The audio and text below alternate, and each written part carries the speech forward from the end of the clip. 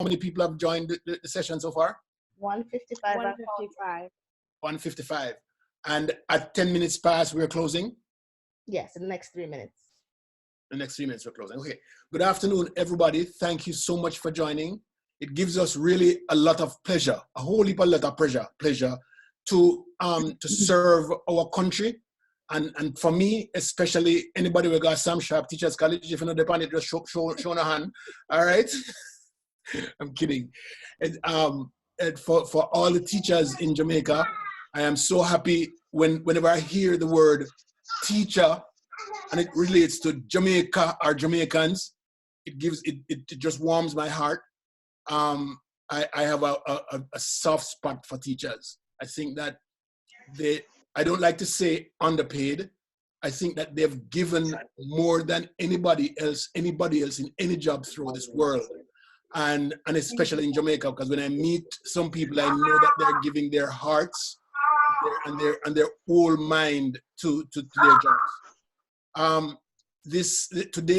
Today is very special because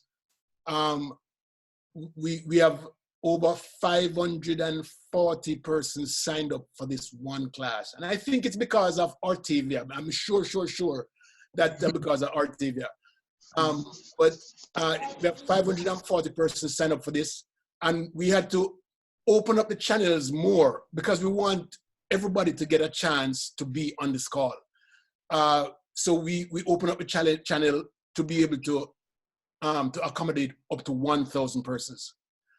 It's going to be a challenge to have everybody talking. So I want you to listen a lot. And, if you have something burning, raise your hand. And I'm sure that Kimon is going to show you how to raise your hand. And then she'll choose, we're not going to get to everybody, but during the question and answer, but Kimon will choose the person that she thinks deserve, or you can just write a comment in the comment section, and then she'll know that it's a burning question that you have, so we can bring it out. The more you talk is the more we learn, and it's the more the other persons on the line learn. So don't be shy about bringing up topics or bringing up any question that you have. As long as it's shared, it's something that, even if it's negative, it's a learning situation because it creates a positive for somebody else. And so don't worry about the question, just ask it for us, because we learn, and when we learn, we can accommodate people who are instructors to fill the gaps and the challenges that you have in the future. But at this point in time, I want to say thanks to my dearest friend. I've known her for like close to 14 years now, and me never know that she's so good. Okay, you take things for granted until you start working with people. You realize how good she is. She's really, really a great leader of the Learning and Development Task Force. We just changed it from an operation committee to a full task force because it deserves it. And I want to welcome now for the next hour and a half. Let's welcome Miss Artavia Manning-Dixon. Thank you, Artavia. You're welcome, sir. All right, so Leo is very generous, okay, with his comments. But I'm very excited about doing differentiated instruction. It's my first time actually teaching differentiated instruction, but it's one of my favorite parts of teaching. I won't go in any background because I know you read my bio by now. And if you don't, you're going to get to know me. So I no need to, repeat all of that. So we're going to go right into it. One of the first things I like to do when I start my class every day, just as an attention getter, is to do what is called a read aloud. And it's very subtle the way I would start, not by like exactly showing them metacognitive strategy, but just developing good listening skills. So I'm just going to model because I believe in the art of modeling. This book was given to me by another educator at a conference because she knows my passion. And it's by Sandra Cisneros, who's a very well-known writer in education in Los Angeles. And it's called The House on Mango Street. It has like little chapters about students' experience and how it kind of give you an idea of the things we take for granted when we get our classes at the beginning of the year. You know, part of getting to know the students. So I'm just gonna read, and throughout the whole time, I'm gonna read little synopsis from this. Um, this one says, is entitled Alicia Who Sees Mice. Close your eyes and they'll go away, her father says, or you're just imagining.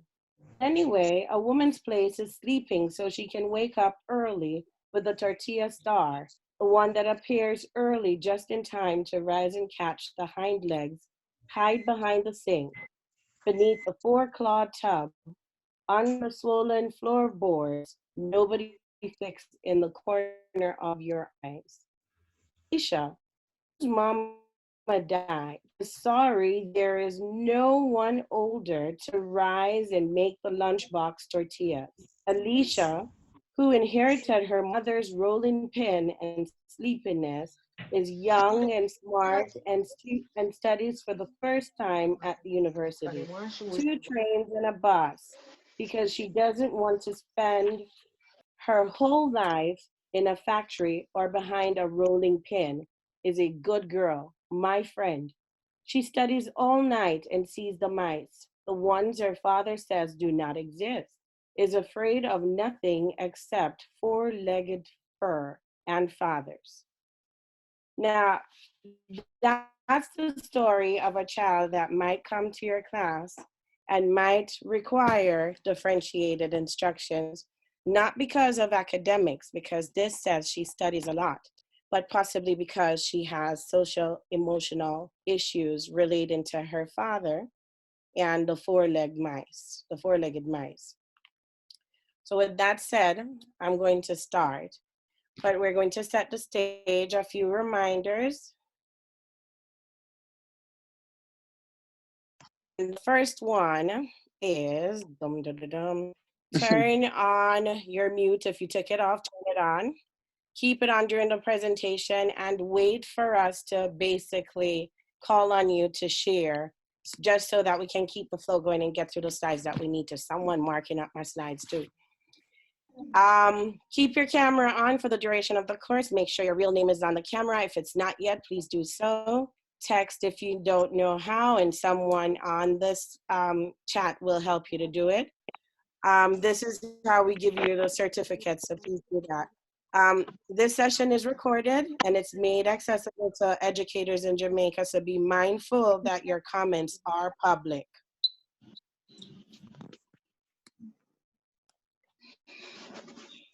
All right, so differentiated instruction, starting off, one of the things we want to remember is our norms of collaboration. And I like to use that because, you know, not just our students, but we also need reminders on how to actually communicate throughout a lesson. And this is one habit you can have with handling your students' conversations. Ask them to choose 1 or 2 norms. On the screen, you'll see 7 different types. One is to promote a spirit of inquiry. That's where you tell more about a topic or something that you heard. Another is to pause and think. Take a moment, think about what you heard, and think about things that you might wonder about the topic. The third one is to paraphrase. So if you hear something and you want clarification, you paraphrase it. And you can do that in chat. You don't have to wait till the end. Probe for specifics. Ask questions if that's something you want to focus on today. Put ideas out. So tell us more about how this look in your classroom. Pay attention to not just yourself, but to others. And that's important in the communication process.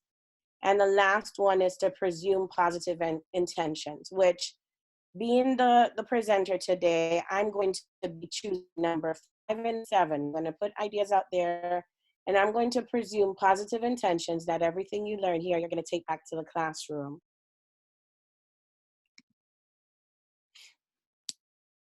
Now for today's objectives, as outlined on the invite to register, there are 5 objectives for today, and I'm going to go through as fast as I can.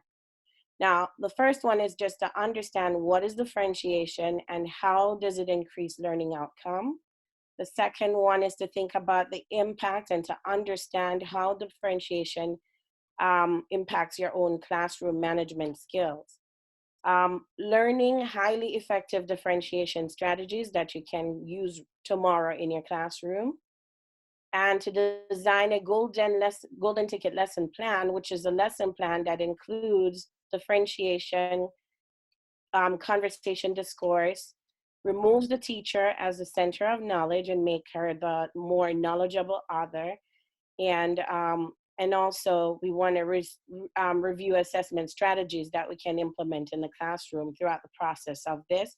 And it does not necessarily relies on a paper test. Now, a snapshot of differentiation is very simple, and I know you guys have an idea of what it is already, but the content portion of it, speaks to a student's readiness and also the teacher's readiness to teach a concept. Do they know the topic? How much do they know? Do they understand how they're going to teach it to make sure that all learners, even the ones who cannot read, can access content?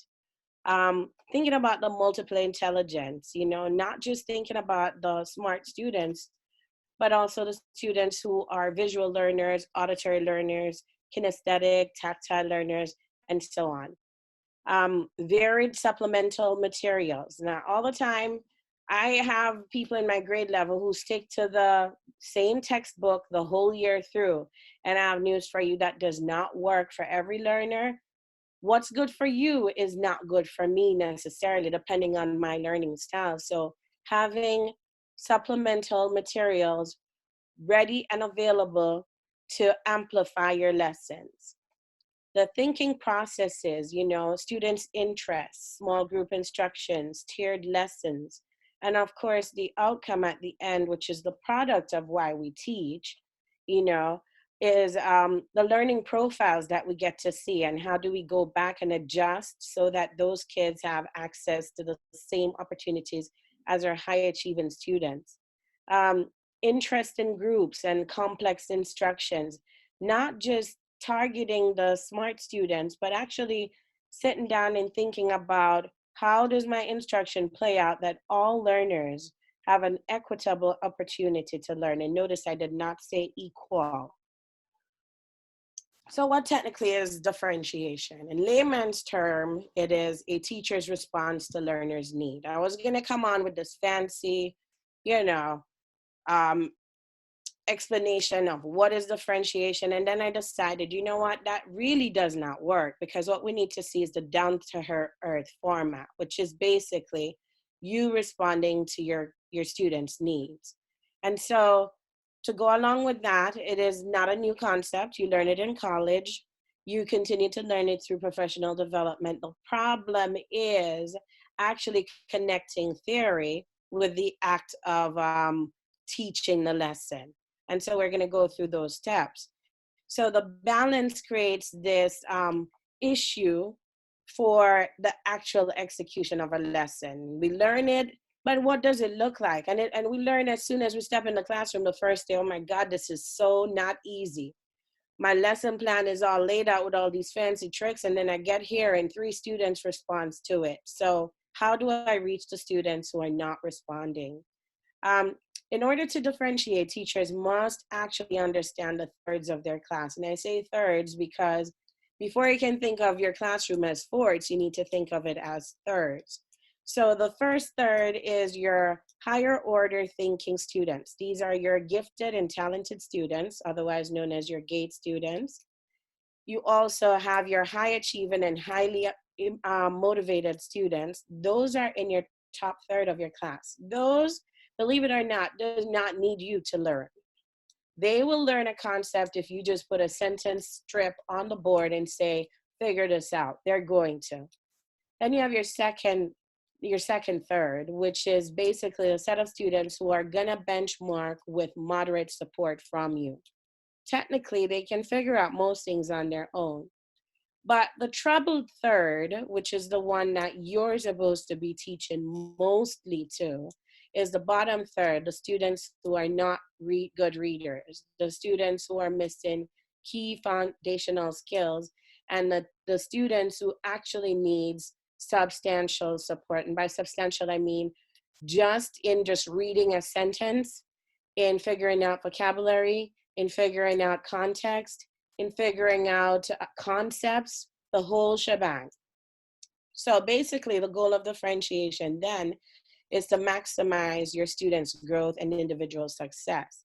And that you can do through an individualized education plan, also known as an IEP in the US. I'm not sure what it's known as in Jamaica. I'm still doing my research to make sure that I can, cater to your needs more. Here also, your student success report, building one and deciding what specific targets am I going to hit in my lessons to make sure that that particular student's needs are being met.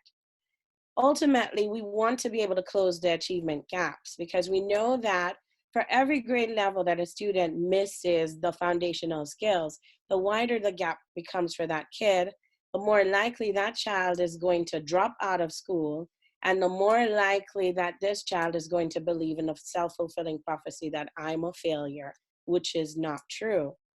So to drive home that point, all learners can learn, and that lies heavily in our laps, and that's why teachers are part of what I like to call the Jesus movement.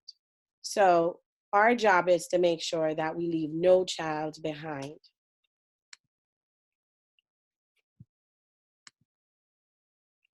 Now, differentiation for me equals positive learning outcome. Every week I do my lesson plan, and believe it or not, I spend hours, sometimes 8, 9, 10 hours a week working on lesson plan. And I'm quite sure that some of you probably not in your head right now, because you do the same.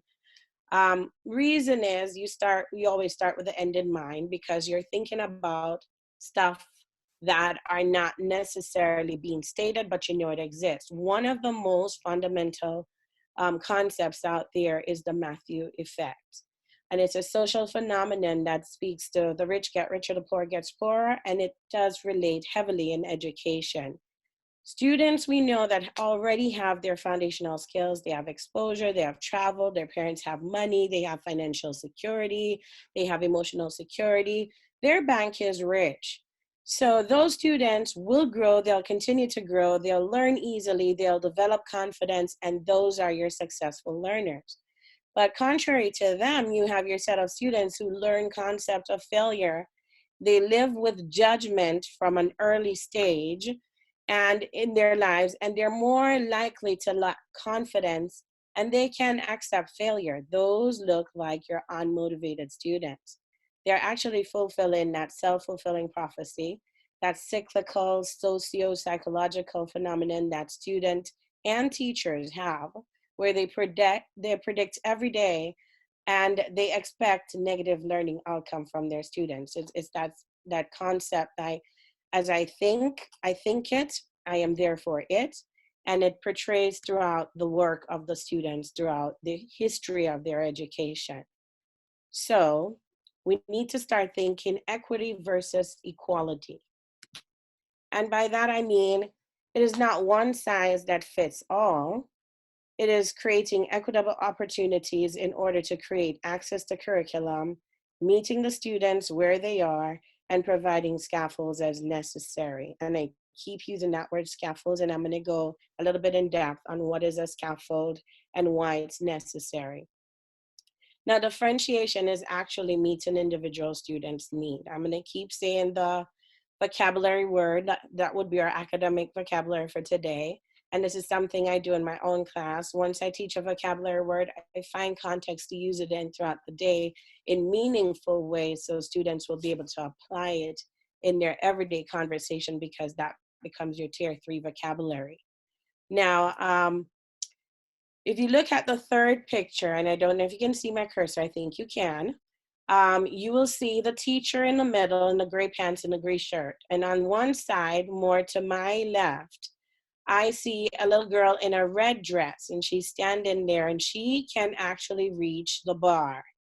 But on the opposite side, there's a child wearing a red shirt and an orange bottom, and she can't really reach. So what the teacher does is give her a stool to stand on, and that in fact is what differentiation looks like. So differentiation as a behavior management tool. Now, I taught behavior management, and those of you who've already taken that have a little bit of an advantage here, because I'm going to repeat some key points that I use. But I want to introduce you to my mantra. And this is something that is written actually by Albert Einstein.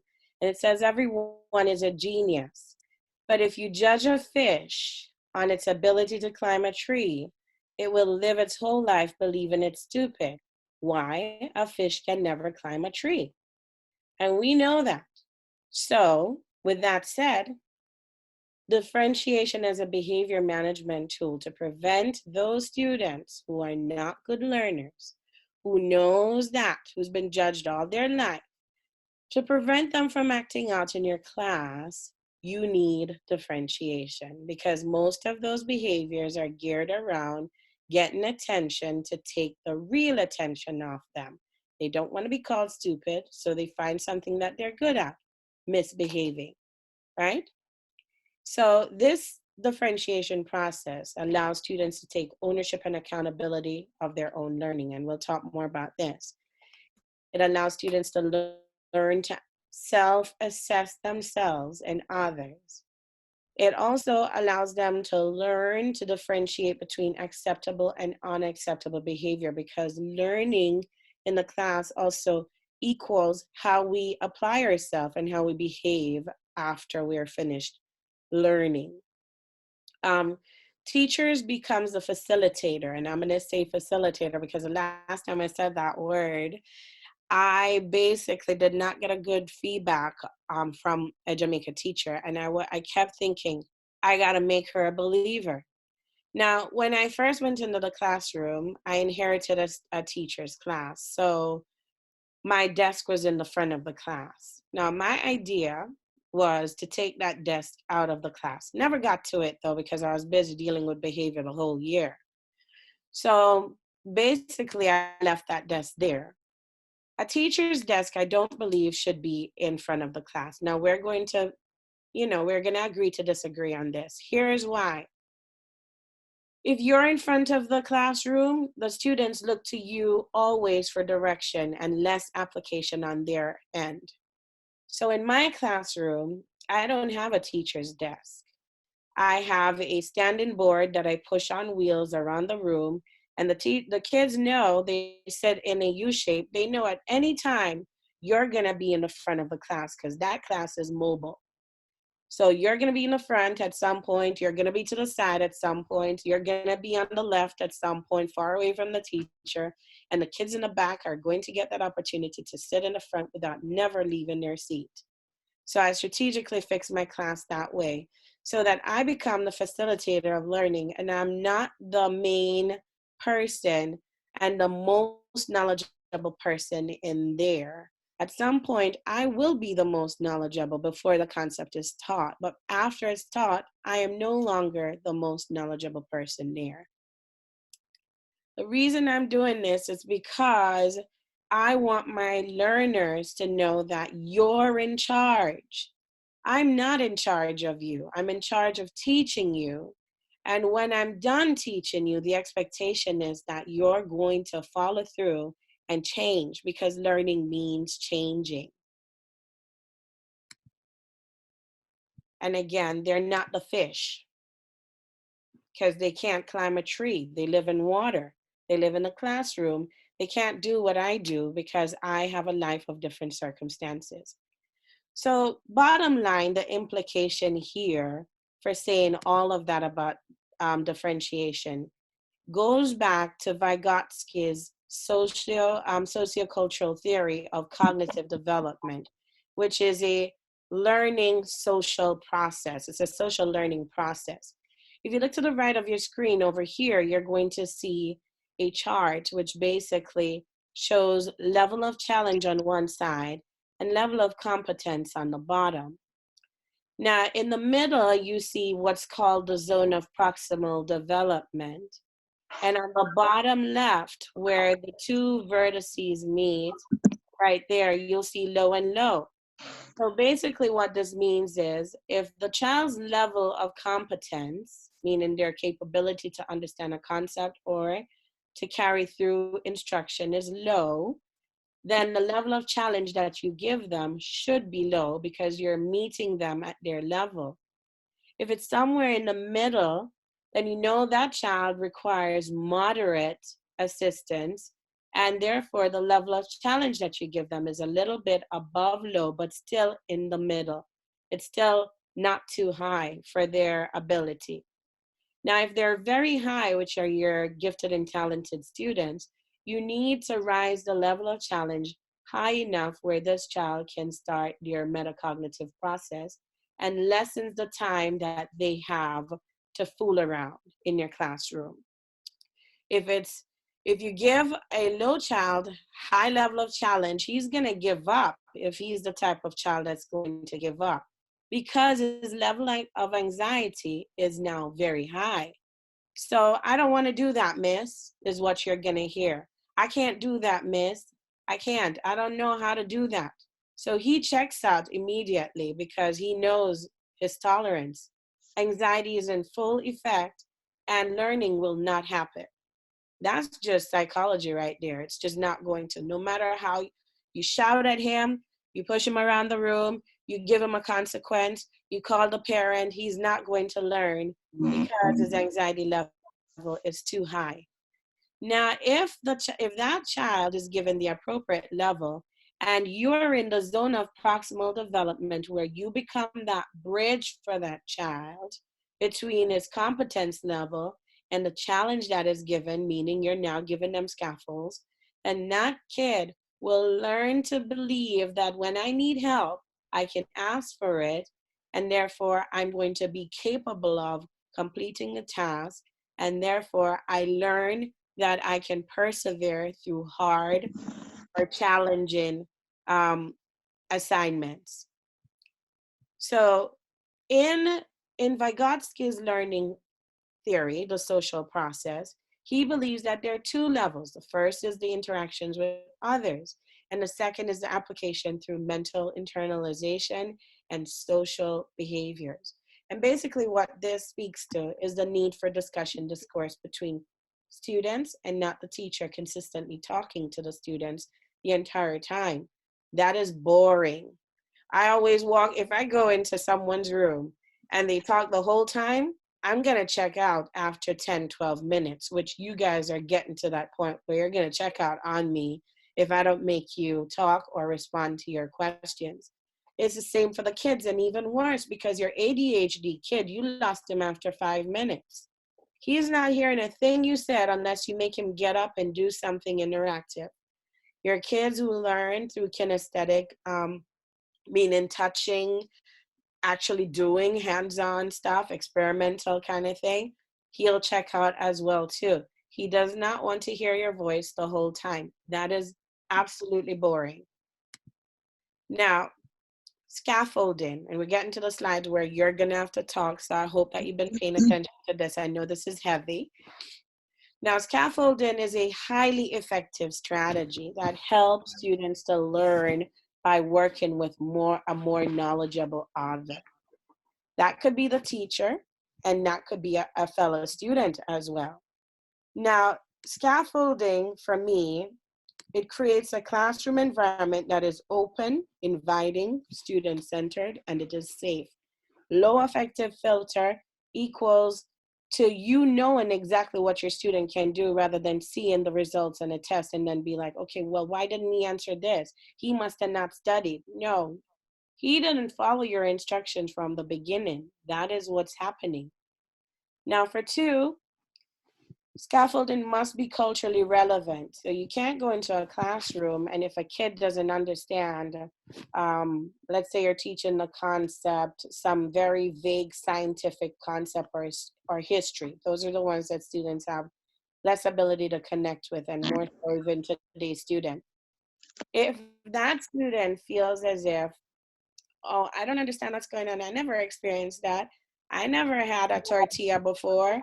I don't even know what a tortilla is. I never left this country before. I don't know where Mexico is on the map. How am I supposed to understand what that looks like? You could teach tortilla all day long. That kid will not understand. But if you say to him, okay, does your mom make roti at home? Yes. What is a roti? And you can build that background knowledge. That kids make a connection with what is a tortilla. And then you buy him in. Now you've got him, you can lay your foundation. That is the art of differentiation. Given the background knowledge to make the student buy into what you're about to teach. You connect him first with something that is similar that he knows before teaching the actual content. Now, this process often looks like the teacher models, have the student practice, and gradually release the student on their own. That in itself, you're not just going to leave them and say, okay, we'll finish this. You're going to check back with them and provide light to substantial support as needed. Now, for internal mental processing as relating to scaffolds, that is your metacognitive process. Making connections to past experiences and application is necessary for learning to take place. If a child can't thinking out, and you keep giving them the rote way, memorize your timetables. That's something that I remember my 6th grade teacher, I skipped 3rd grade, so I went to 5th grade and then I had to go to 6th grade and then I had to wait because I couldn't take common entrance. So I remember my 6th grade teacher at Independent City All-Age School, Ms. Morrison, if you're on here, you're hearing this for the first time. I feel like she failed me. I am not a learner that is a rote learner. My thing is I have to be able to relate to it in order for me to know it. And she taught the multiplication tables by memorization, and it made no sense to me. So it was very difficult for me to remember my tables until I taught myself what multiplication meant. But she did not teach me what multiplication is. She failed me, and I remembered that. And by God, I am I'm far gone from that time. So just imagine your kids right now, they're building that memory of the things that you are not giving them access to. So what I'm saying in short is that you have to value your students' perspective. Seek to understand the way they learn before you're demanding that they understand what you're teaching. Now, what does this look like in the classroom? And I promise you're going to get a chance to start asking me some questions. What does this look like in your classroom? Here is where it goes. Whole group and guided instruction. Teacher leads, students in discourse, concept learning, modeling. Once the teacher has that platform built, she can break off into small group interactive learning where teacher and student are running learning centers. So it becomes like a guided reading center for your kids who are not reading. You leave the others with the concept to roll out, and you pull those students at that time and you give them 20 minutes of literacy skills. You reteach in a mini lesson, you pull a group of students, you notice they didn't get the concept in the morning, you pull that small group of 5 to 6 students and you sit them around your table and you go intensely providing light to moderate support as needed. Collaborative learning groups, you give the students a task and you ask them to fulfill a number of steps in that task, but it is guided because those steps are going to be written out for the students to follow, and you're going to have a knowledgeable other student within that group to lead that group. This is again where you use your high achieving students and your gifted and talented students. Then you go to your independent or one-to-one instruction. When you have groups in your classroom running themselves, it gives you that time to access that one-to-one instruction. So now you can pull a student here. I notice you need the most support in this class. I'm going to pull you and I'm going to ask you guiding questions to get you to the point that I need you. In this center also, you can also have students work by themselves. Now, gifted and talented students, they do not like to work with other people. That is their shortcoming. They want to work on their own. They want to do their work on their own. They want to be successful. They don't have time to deal with the people who are going to goof off. That's their attitude. They're very progressive students. However, in this world, no man is an island, and those students need to be taught those social skills. So while you're having them lead groups, that is building social skills, but you also must remember to create a balance. So at some point in the day, give that student the time so that they can appreciate their own learning process.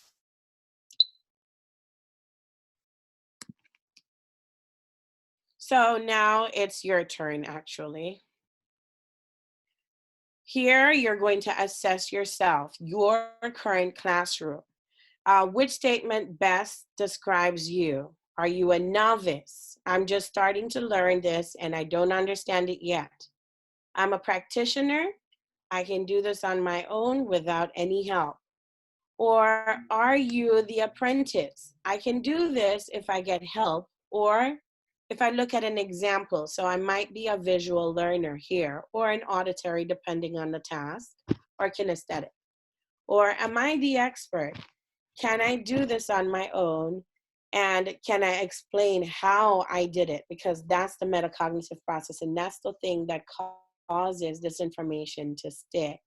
So I want you to just, I'm gonna put out my timer and I'm gonna give you a minute of well, actually I'll do a 45 seconds because we ain't got that much time in actuality. So I'm gonna do a 45 seconds kind of thing, counting down that you, and this is something you do in your class, use them cell phones when you have them. You show the kids, okay, here's my timer. This is how much time you have left. Think about it, choose one and get ready to respond.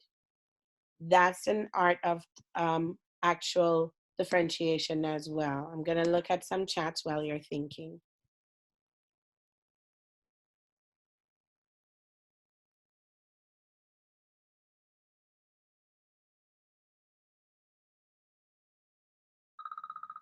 All right, timer's going off. And of course, when you do this, you really want to give them a quiet thinking time because kids need to understand that. So I'm looking, I've seen a lot of apprentice. What was the question? You have to choose, you're assessing yourself. What are you in the classroom? I see a lot of apprentice, No experts, no, come on, where are the experts? No experts? Waiting for the experts. All right, so what I'm gonna have you do now is, of course, you didn't get this time to think for no reason at all, right? So how do you scaffold? I want to hear from an expert and I want to hear from a novice. And if there's no expert, I'll go to apprentice. And I see someone's, I'm gonna try to see her name. Let me see what's her name. Cliffani? Yeah, gotcha. It's that kind of class. I'm gonna call on her. What are you, novice or expert here, or are you apprentice?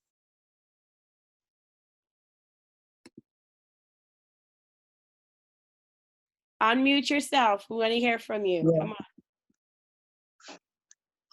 I already you can unmute yourself once you're going to respond, but everybody else, please keep your audio on mute until you're ready to speak. Artavia, who did you call on? Cliffany Brown. She's laughing. Okay. She knows.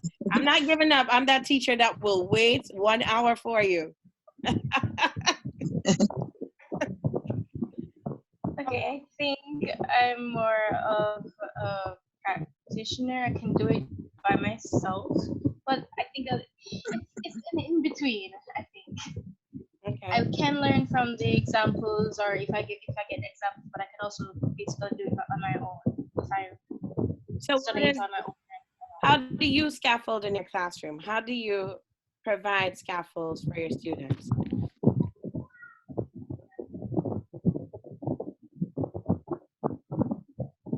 I'll put you on the spot, huh? I like to do that.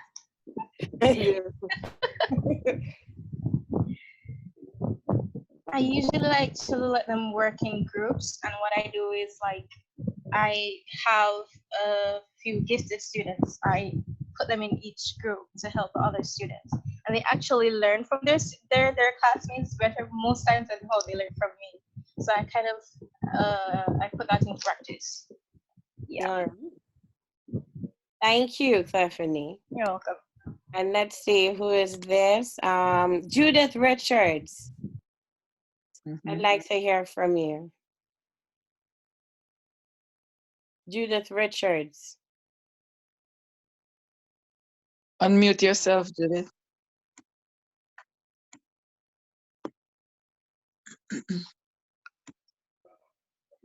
Yeah.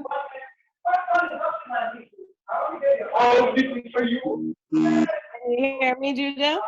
Yes, this is Julia. I'm a bit of an expert because I think I've been practicing this method for a while. So for my class, I do the whole group first thing in the morning. The students are grouped based on their ability. So for my class, I do in the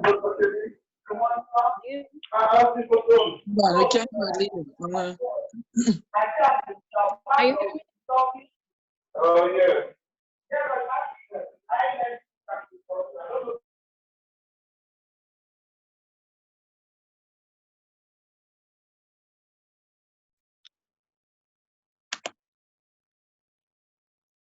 Hello, Okay.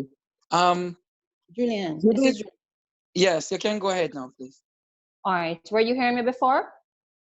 There was some noise in the background. Unmute there, so I muted everybody again, and you're the only one talking.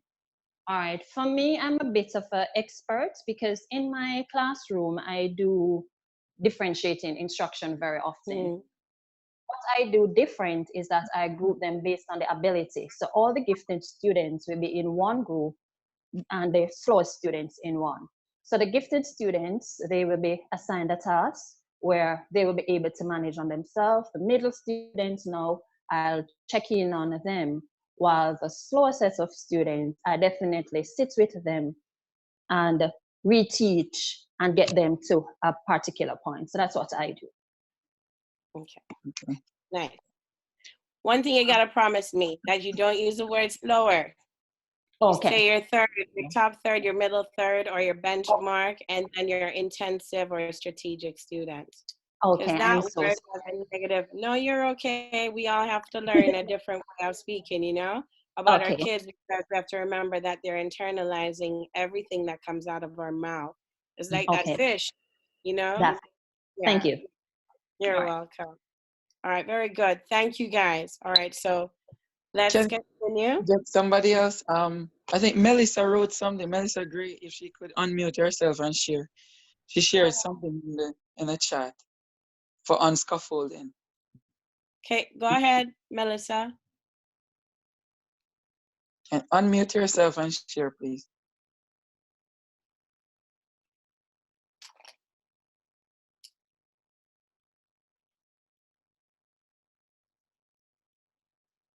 Melissa? Are you able to hear me? Yes, Okay, I'm ready now. Okay. I was saying that for scaffolding, it really takes some practice in order to have it done properly. Yes. Because we can be scaffolding, but not in the right way. So I believe that whenever we're teaching a particular concept, it is good to have a good grasp of the content so you know how to move around with your resources and to pick up things quickly so you can give the assistance the students require. Yeah. All right. But having that knowledge of your content and then knowing what resources best to assist each student, that is very good where scaffolding is concerned. Yes. Yes, Adrian. Adrian, you have a question or comment? Adrian, unmute yourself. Adrian nephew. Good evening, everyone. Good evening. Where scaffolding is concerned and my students, I tend to use guided questioning. Use it in a way that you actually guide the students to where you want the students to go. You don't really give clues, but use guided questions. effectively so the students will understand where you're going while discovering knowledge for themselves.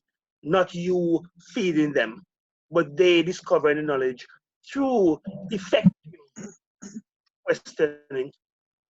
Now, Adrian, do you usually use open-ended question or closed-ended question when you're doing Open-ended. Okay, good. Closed-ended questions doesn't lend much to the students developing critical thinking skills and discovering knowledge for themselves. When the questions are open, the students can realize that they can answer the questions from several angles, reaching the correct point where you want them to reach, but they realize that it doesn't matter which way they come from, they develop an understanding for themselves and realize that I work this thing several ways, but I still get the same answer. Perfect. Thank you. Can I say something? Go ahead. Now, say not all the time we have to give questions. Sometimes we can just give them something and allow them to manipulate it on their own to get to where we want them to get. Yeah. So not everyone will deal well with questioning. I agree with Melissa. Yeah. Yes. I agree with what you're saying as well. Yeah, I know. Just to add another side to it. I know, guys. As I said, what you said, sometimes I would give them something to read, or while they're set up in a certain way and they discovered information from that. So I will not only question, but I use several methods to get them to discovering for themselves. Right. Okay. Thank you for the input, Melissa. You're welcome. Thank you too. You're welcome.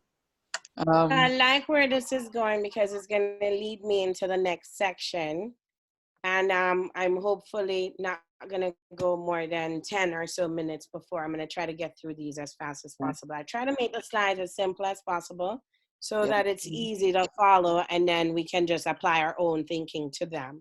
Yeah. So, hold on. Yes. Because she has her hand up for a while. I don't know if she still wants to talk. Before you move on, Carlene Edwards Hall. Carlene, you want to say something? You're unmute. Carlene Edwards? Do you still want to say something? Oh. She hear you? I think so. Carlene? All right. I think you can come back to her. Right. We can come back to her at a later point. All right. So for high impact practices as differentiation is concerned, you always want to begin with data analysis. And by all means, use your phone and take pictures of the screen. That's okay too, because I know for me, sometimes I don't want all the slides. I just want the ones that are important to me. So feel free at any time. So for high impact practices, this is what you do. It begins right there with data analysis. And I'll tell you this, every school starts back in August for us here. And so when I go in August, we have a week of PDs. And during that time, we get issued our class list. First thing I do when I get my class list is I go and I look for data on the students.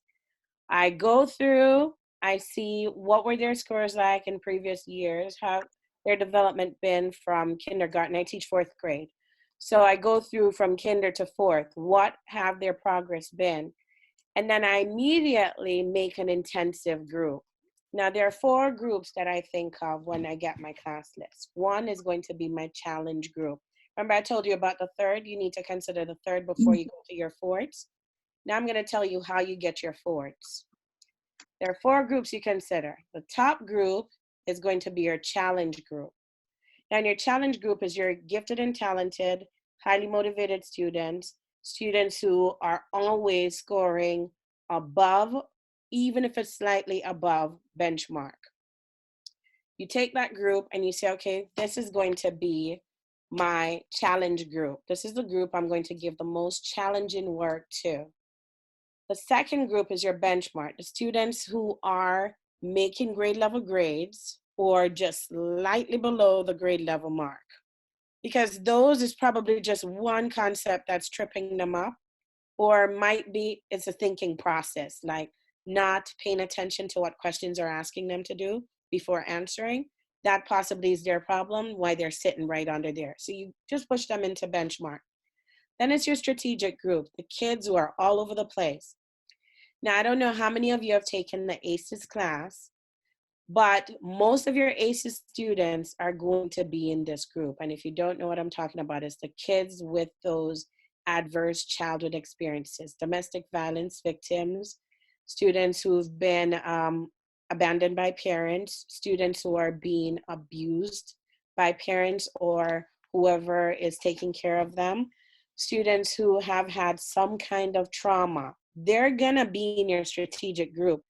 They're there not because of ability, but because of blockage. So if you did listen to Dr. Gretel's, Dr. Bradford's PD, then you would have learned that those kids have a mental block and it's psychological, and you can't really teach those kids until you've made that connection to lessen whatever stress they have going on.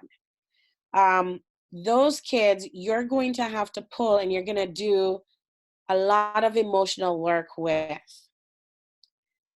Some of those kids are kids who are transitioning from learning foundational skills. They're now understanding that and now starting to apply. So those kids are going to be below benchmark, but have some tricky grades that you don't understand. That group is your focus group. That is the first group that you're gonna move into benchmark and above benchmark.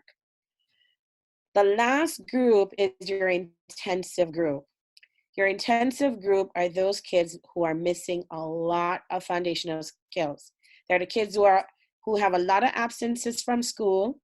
They're also having trauma-filled lives, and kids who are learning that self-fulfilling prophecy, you'll never be anything.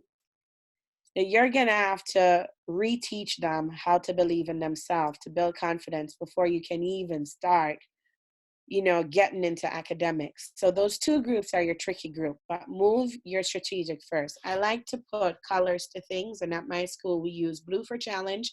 Feel free to adopt it. Blue for challenge, green for benchmark, yellow for strategic, and red for intensive. And what I do in my classroom is I have 4 color posters, and I make a square out of those 4. I give each student a number. They know the number. I don't tell anybody what anybody's number is except that student. And I put their number in the zone that they need. Kids need to see where they are because that's their self-assessment. And then you can take that information and motivate them to move from there. Nobody wants to be red or yellow. So you want to make that visible. If you took my classroom management course, I always talk about the case of making your invisible expectations visible, because the kids don't know it, they can't do it. So make it visible. That's where your pre-assessment comes in. That's your determination of how you're going to make homogeneous groups. Or Julie just spoke about that, homogeneous versus heterogeneous group. I want to tell you this though, do not keep a homogeneous group all day long. Kids need to learn from different levels. So for one sitting, you may have homogeneous group at that time, but you need to switch sometimes and make it heterogeneous. And by homogeneous, we mean same levels, same interest, same everything. If it's heterogeneous, it's mixing of all the different types of learners in those groups. And you have to be very strategic about building that without the kids knowing what you're doing, okay? We'll talk about that in the next PD, the next differentiation PD. Test scores is a good indicator. However, it is not an end-all kind of thing, because some kids test poorly because of anxiety-related issues. And interest is another area. If your kids are interested in science, find someone to pair them up with science who is good at social studies or good at another area that can bring them up. Planning is a next aspect. Once you get those pre-assessments and you start an analysis, you need to go to planning next. And in the planning section, you're going to think about a complex text, not a text that your students can read and analyze and figure out meaning on their own. It needs to be very challenging. Now you break that into parts. So for your strategic and your intensive group, you're not going to read the whole text. One strategy I have with my students is I break papers into third. So I take a paper and I teach them the snake model. I say you're gonna make a snake so it looks like an S. Then you seal it and say this is the text they're reading. They're only going to read 1/3. And you're going to focus on that third. You're going to break down that third sentence by sentence for them and apply whatever concept you're teaching. Your next day, you go to the second third. And then you relate it to the first third. And then your third day, you go to the third third. And then you start talking about the whole text and concept. That's the approach to your complex text. So it is accessible, the same text for your intensive and your strategic, but you're differentiating. You're not giving them the whole text to read. Now your benchmark and your challenge kids, push them, give them the whole text. If you notice it's too hard for benchmark, give them 2/3 and leave the last third where the conclusion is by itself to go over, but allow them to access the first 2/3 and build meaning. You can use a graphic organizer then as well to create, some kind of text organization depending on the type of text structure. And we can talk more about that in the next 2 PDs when we start getting deep into literacy skills. Layered text is another process. You take a normal text that they would see in their environment, like the newspaper or books that they like, and you pair it with the topic that you're teaching. Kids already know the topic. So when you pair those two together, meaning opens up for them. That's another strategy you use for layered text. Cross content is something that you need to make sure that you're doing. When I teach language arts, I take whatever I teach in language arts and I apply it to math. I find a way to make it work. Now that one, I have to teach you in a whole other lesson by itself because that is very intense. But there are strategies of crossing over literacy, science, math, everything. You just have to be very intentional about it. Now, assessment and feedback must happen, and it needs to be ongoing throughout the day, throughout your lesson. It must be immediate, very, very immediate, because you're building confidence. If the kid has no feedback from you, they don't know. They don't know. And so they're going to go on with a faulty thinking, or they're going to go on thinking, oh God, I got it wrong. And that's where it ends. And data analysis, of course, is a reflection piece. And that's you. That's all you right there. You're taking it and you're critiquing your own teaching style, your own effectiveness as a teacher, and then you're bringing it back into the next lesson.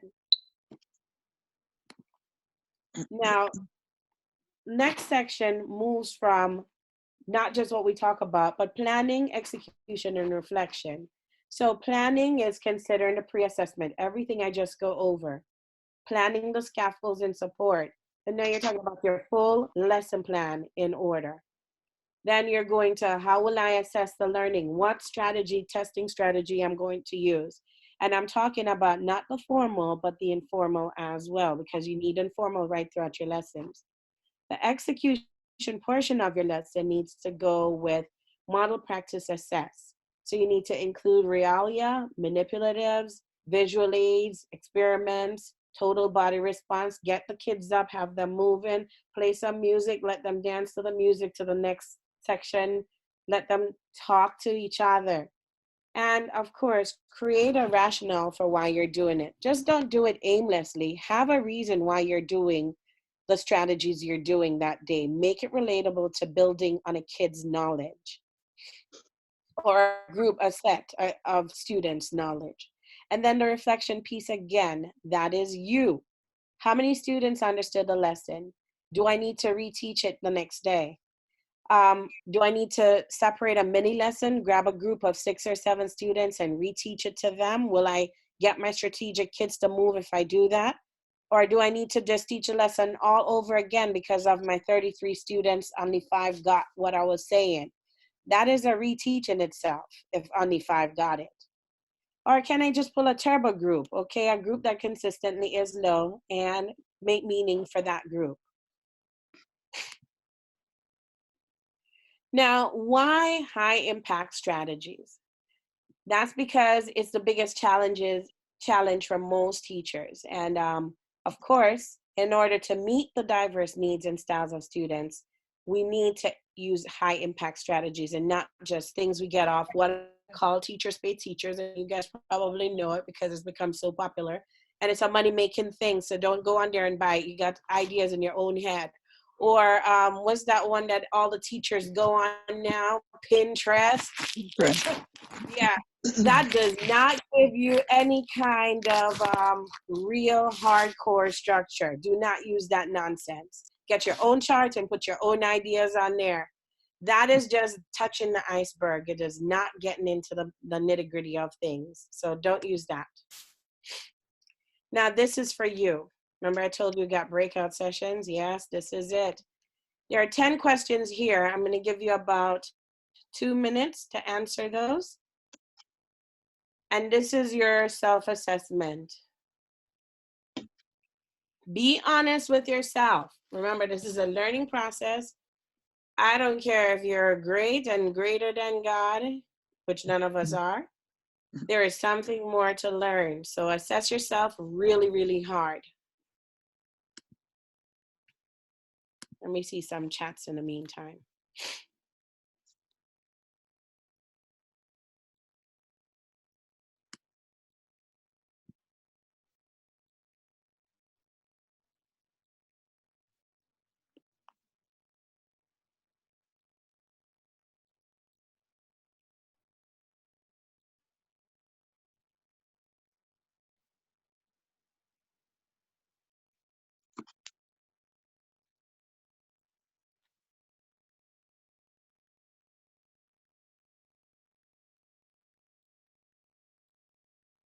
You have about 1 minute, 10 seconds to go.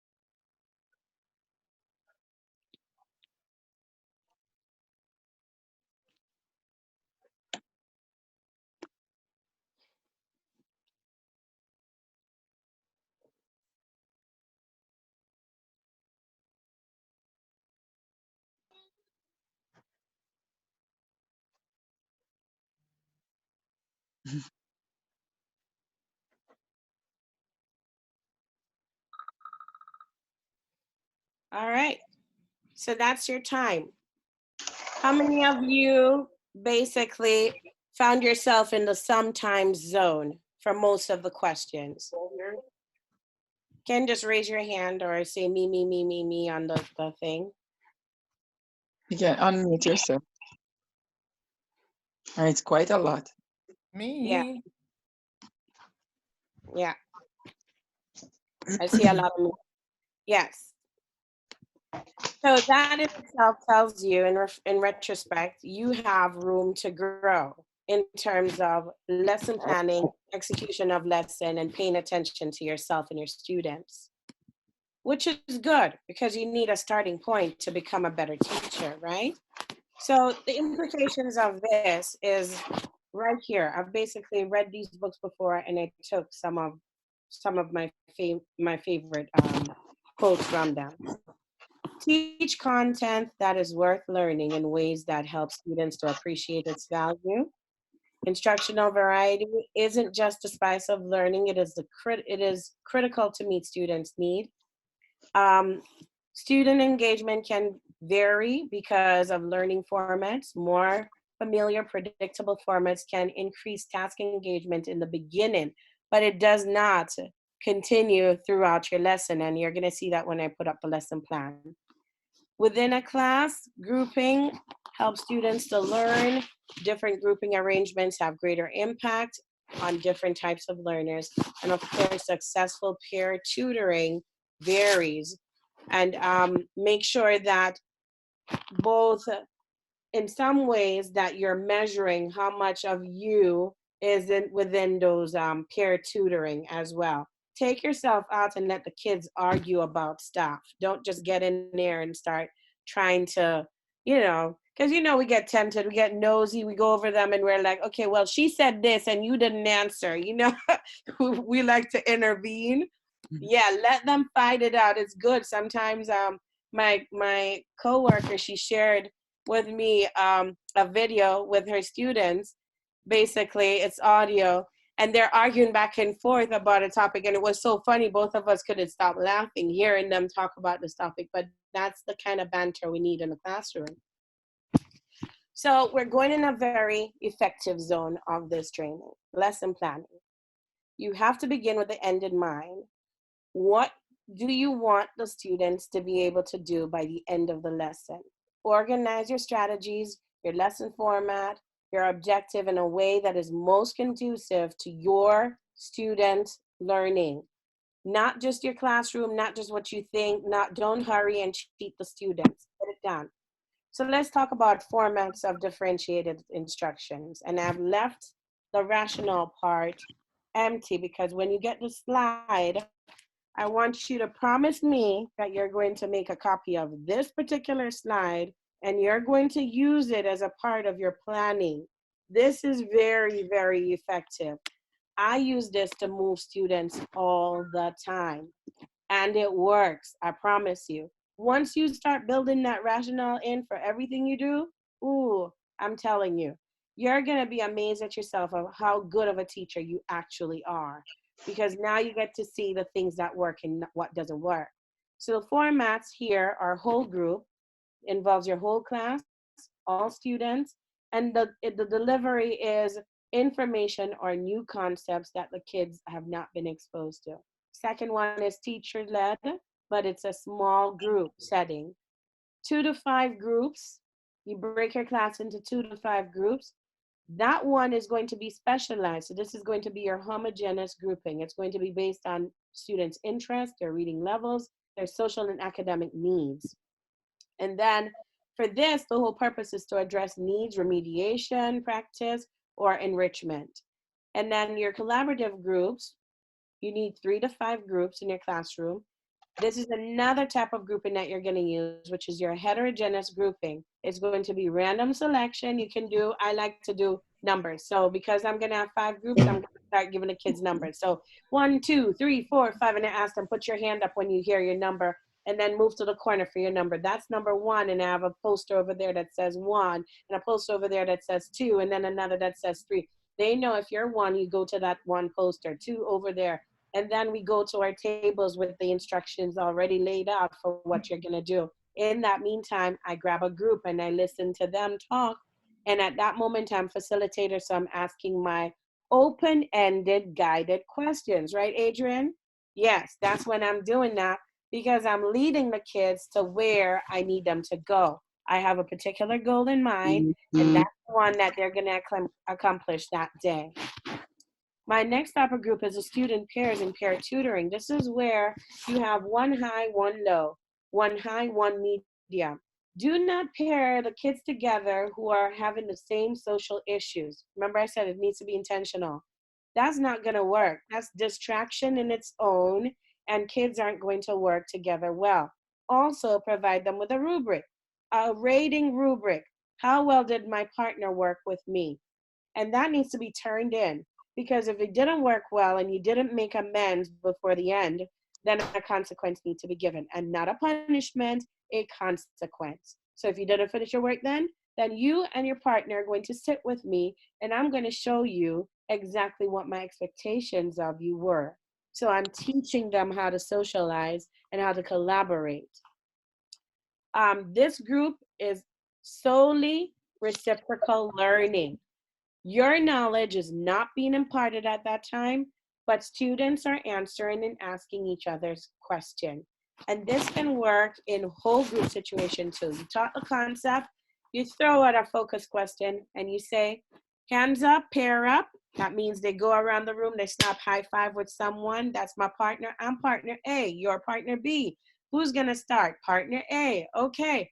Now, I ask the question, you answer. And in some cases, you have to build a talk card. And not one, two lessons down the line. Stay tuned. Centers and station, that allows the teacher time to work with one person.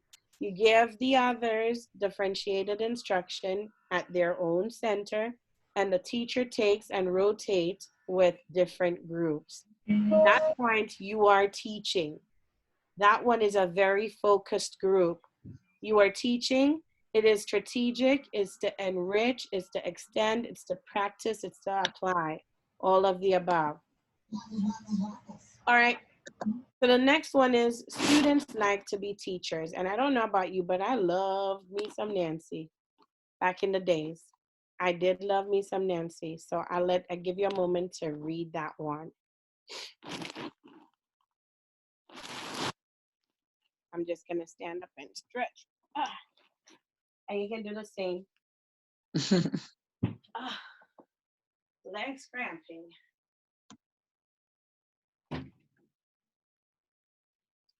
Ooh, yeah. Okay. Now that you read Nancy, who thought it was funny? I love it.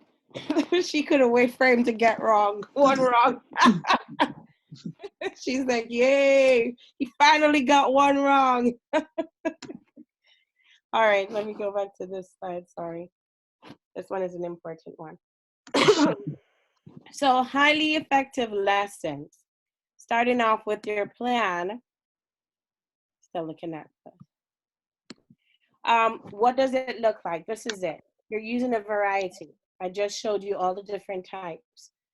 These are the varieties that you're using. You're beginning with whole group. You're modeling the concept. You're having students work in pairs and practice while you observe. Of course, you're making notes while you're observing. Who am I gonna pull from my turbo group? You're providing scaffolds for peers who need it.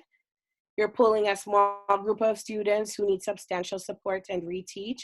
And then you call the groups back together and you close out the lesson. You go over the objectives and so on before you dismiss the students altogether.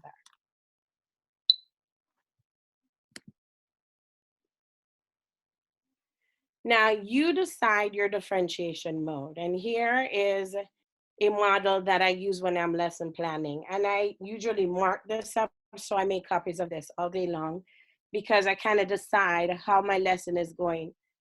How much time am I going to spend on each? So for, say, content development, I usually don't spend more than 12 minutes maximum.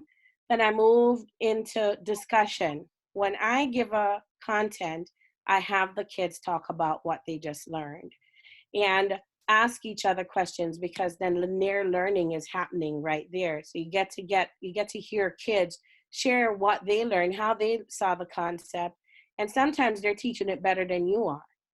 Then you give the recitation part. This is where the groups are working on their own. And of course, you have to check in with them. And you have to have multiple check-ins. So after discussions, you got to check in. After recitation, you got to check in. After content development, you got to check in. And when they do their independent work, you got to check in again. And so this, of course, is depending on the time you have. Now, for me, I teach fourth grade, so I teach all content area. And usually I have anywhere from 35 minutes to teach a content. And I mean, for teaching, practicing, and testing at the same time, testing their knowledge at the same time in 35 minutes. There are some times when I have an hour. So I know I work my lesson using this model all day long. Don't worry, talk time coming up again. Now, what is the sequence of your instructional design? There are two ways. The common way that most people use is the checking and recitation, then going to content development, and classwork, and independent work, homework. That's boring. Sorry. Yes, it is very boring. When I go to a class and that's how the teacher designed it, I'm like, oh my God, I need a restroom break. So you know those kids asking me 10,000 times, can I go use the restroom? You're boring them. The more effective way is, of course, you need to check in. In the beginning of your lesson, you need to understand what my kids know, build connection for them. Then you need to develop your content based on that. Then you need to move into some kind of independent work. And that does not necessarily mean that they're working by themselves. It could be a partner type of work. Then again, you're checking in. Then you're given the classwork again. And the classwork could be like a group, a small group of 4 to 6 kids working together. Don't go over 6. That's chaotic. Then and then that way you can't keep tab on who's not doing work. In the third session of the differentiation, I'm going to give you what is called a task card. And I'll give you a whole set through PDF, and then you can make your own cards, cut them out and make them for each group. I use Ziploc bags for mine. Now, that is a great way of working from that angle to make kids accountable for their own learning. So before I go into the actual golden lesson plan, I'm gonna put it up, but I kind of want to get some feedback again. So I'm checking in with you. I want to hear what steps are you using, and maybe I should go back to the next slide so that you guys can see it. Because which model are you using now? Are you using common or more effective? Be honest. Which one are you using? Common or are you using more effective?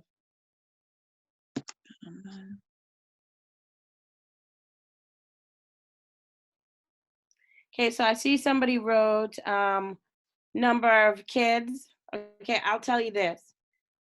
It doesn't matter the number of kids. If you're working with 44 kids, you can make it happen. If you're working with 10 kids, you can make it happen. It just means you're gonna have more groups and your room will be noisy, and that's okay because learners get excited and they wanna shout and they wanna talk about it, and it's okay. Do not care if the teacher next to you is going to complain. You know what? Your lesson is not interesting enough is what I'm gonna think, what I'm gonna say politely. Oh, we're so sorry. But I'm not really sorry because I'm happy my kids are learning and are excited about learning. All right, so I see a lot of more effective. I see some common, I see mixture. Yes, you can relate it to the 5 E's model, very good. Yes, that's where you allow the kids to persevere through and you're not the know-all, but it will not work in all cases. So it's very specific to content that you're teaching. All right, so we'll go on to what I call the golden ticket model lesson plan. I know in my school, you have teachers who come and they're not prepared. I'm not one of those teachers. I need to know how my lesson is going from beginning to end. I need to know how it's going to affect all the groups in my class, all the kids in my class. I need to lay it out however I'm going to do it. So I use this. If you notice, at the beginning, it's your opening, and I'm using this for ELA, English Language Arts, because that's the biggest window for learning in my school. Because I teach English language learners, kids who speak a dialect, kids who speak Spanish. I have a lot of those, and I have to develop their understanding of how English works. And I'm quite sure it's the same for you because a lot of Jamaicans speak patois and they do not understand how language works. And especially when the kids are coming from a low socioeconomic background, they have no clue how to do this. So the teaching is on you. So opening 10 minutes. It's the engagement part of your lesson. This is where you rile them in. You get them in like your fishing rod. You must have a language activity or discourse. Give the kids a chance to talk about what they know about the topic already. And you must have a content objective. Now, with a language discourse, you are going to listen to kids talk at that time, and you're going to decide, do I need to emphasize that they use verb phrases? If you hear kids using fragmented sentences, remember, it's school. They need formal language practice. So think about in context like, Do my kids need to use noun phrases when they're answering this question? Do they need to use verb phrases? Do they need to use language of sequence? You're getting and collecting that information in the first 10 minutes, and then you're going to decide what your focus is for that day. Before you teach the lesson, however, you need to pay attention to the demands of the standard that you're teaching. Look at it. Does it demand the kids to use noun or verb phrases? Do they need to be able to say what comes first, second, third? What is it that they're going to need to do? Do they need to combine clauses and ideas from a text? Think about that, because then you need to write a language objective for kids to work on. How do we talk? How do we express ourselves about this? Your content objective is related to the concept that you're teaching. And we can go over that depending on how many people ask for how to write your objectives. I will plan a class for that. For the next section is the body of your lesson. This is the part that I said I don't take more than 12 minutes to teach. I model what it looks like, what it sounds like, what it is. The rest of it is left up for the kids to think it out and apply it. I also usually model what it is not, because kids come to school with bad habits already, and you got to break those. You need an energizer. For me, I use a stack of cups. Green means that you know enough and you can work on it for yourself. Blue means that you know enough and you can teach someone else. Your purple cup means that you need a lot more practice. And you probably need a lot of support from your teacher. And the orange means I kind of get it, but I need more practice. Well, after teaching a concept, you need to do a check-in and get the kids to tell you. Another way you can do it is the thumbs up, sideways thumbs, or thumbs down. Thumbs up means I got it. Sideways means I kind of got it. Thumbs down means, no, miss, I need your help. That is a quick check-in. It's an energizer. While you're teaching and the kids start getting it, you can have signs like this. You can make them snap their fingers. That one, it depends on what I'm teaching. The snapping of fingers can go into behavior problems if you don't break that down at the beginning of the class. Whatever little things you have, that's what you do. Some teachers do these little posters with 1, 2, or 3. Some teachers go 1, I got it. 2, I kind of know it, can teach it to someone else. 3, I need your help, or, whatever is easier for you resource-wise as well. The we do portion is where your differentiation comes in. That's when you give the kids a task to do related to the concept you're teaching, and then you group them out. That's where your small group comes in, groups working together. That's where you want the room, you listen into instruction, and you decide, where do I stop? Do I need to give a mini lesson over here and reteach the concept over here before moving on? Do I need to just ask guiding questions? Do I notice that they understand the concept, but they're using words incorrectly? How can I model for them in that bit? You are given immediate feedback as you're doing this. Again, you do your energizer. As they're working out, cups in my class start changing. Someone who started with a purple become orange, or even green or blue, at this point in the lesson. But now you're doing your constant check-in. Then the last section is the you do. This is where your assessment piece is starting to come in already. It's getting there where you're going to now allow the kids to practice independently with monitoring and actionable feedback. So as you walk around now, you look at something that is good and you'll say, I would like you to share. And then you walk up, you leave that person, you find someone who is medium, and you said, that's your second, third there, and you say, I'd like you to share yours so we can talk about it. And then you find someone who is absolutely not getting the concept, and you say, I would like you to share yours. If you don't want to, I can put it up without your name, and then everybody can comment and give you some feedback. Perfect. That point now, you've taken 3 different models there, and you're going to show the kids again what good looks like, what kind of good looks like, what not good looks like, and at the same time, you're teaching them how to revise their work with feedback. So that takes care of the you do.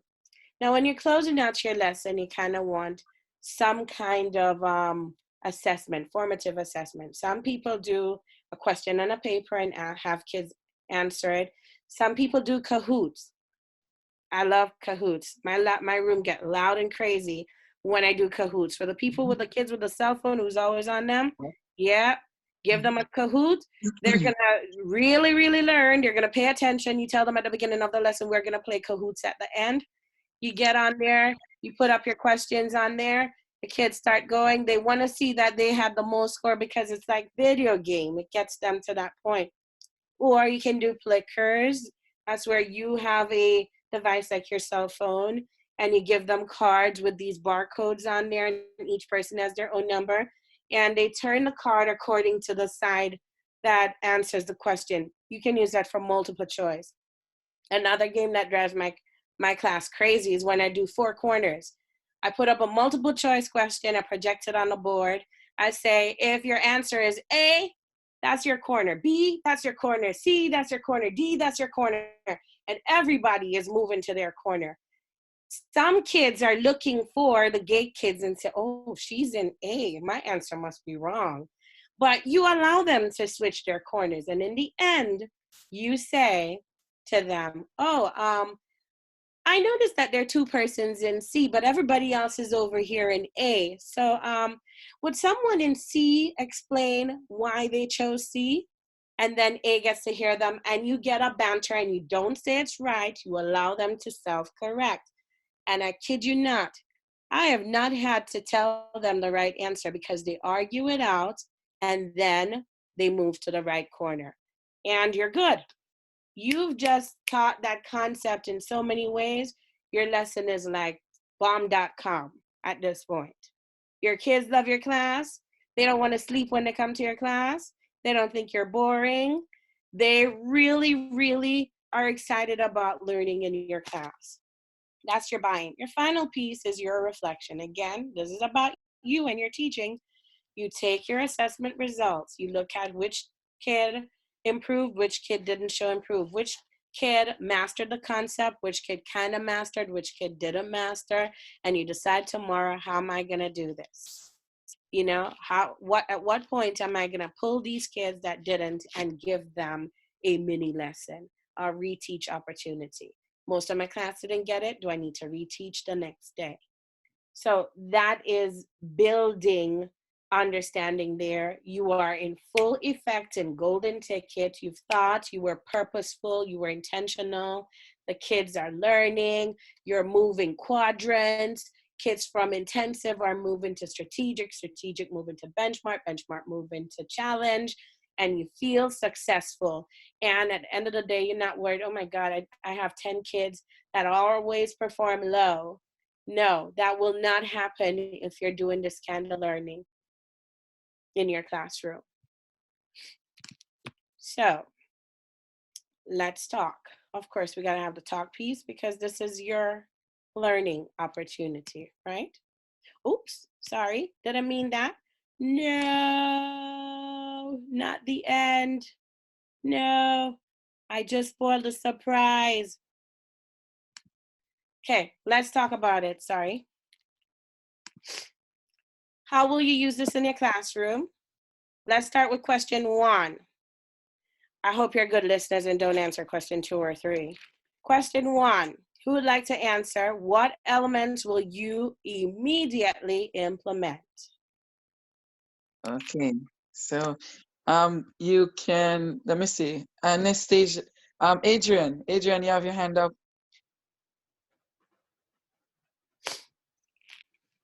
Adrian, Kimberly Lynch, you want to respond? Or Dr. Dice, that was okay. way long when I spoke about the guided questioning. Okay. All right. So let's do Marshall. Marshall Lee.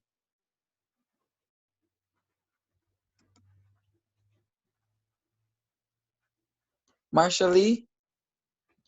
Kimberly Lynch. Yes. Sometimes I get to where I get and I don't know how I got there. It's scary. I don't think that person meant to share that with us. Yeah. Kimberly, you want to respond? Kimberly Lynch, you're on mute. Sorry again, guys. Okay. Sure. I was trying to see the. Kimberly, go ahead.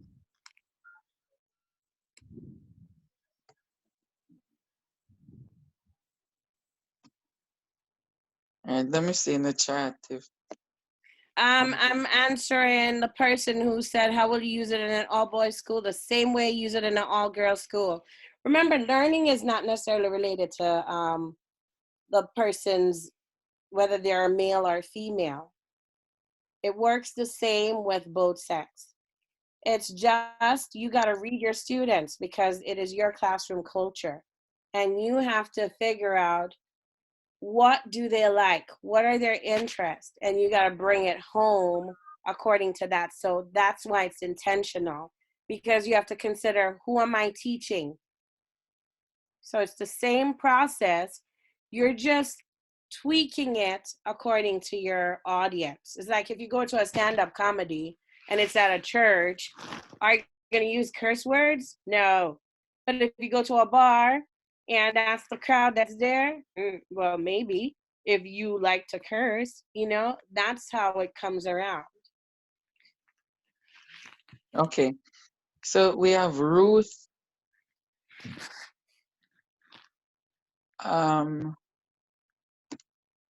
Ruth, go ahead, please. You have a question or comment? Yes, Okay. afternoon.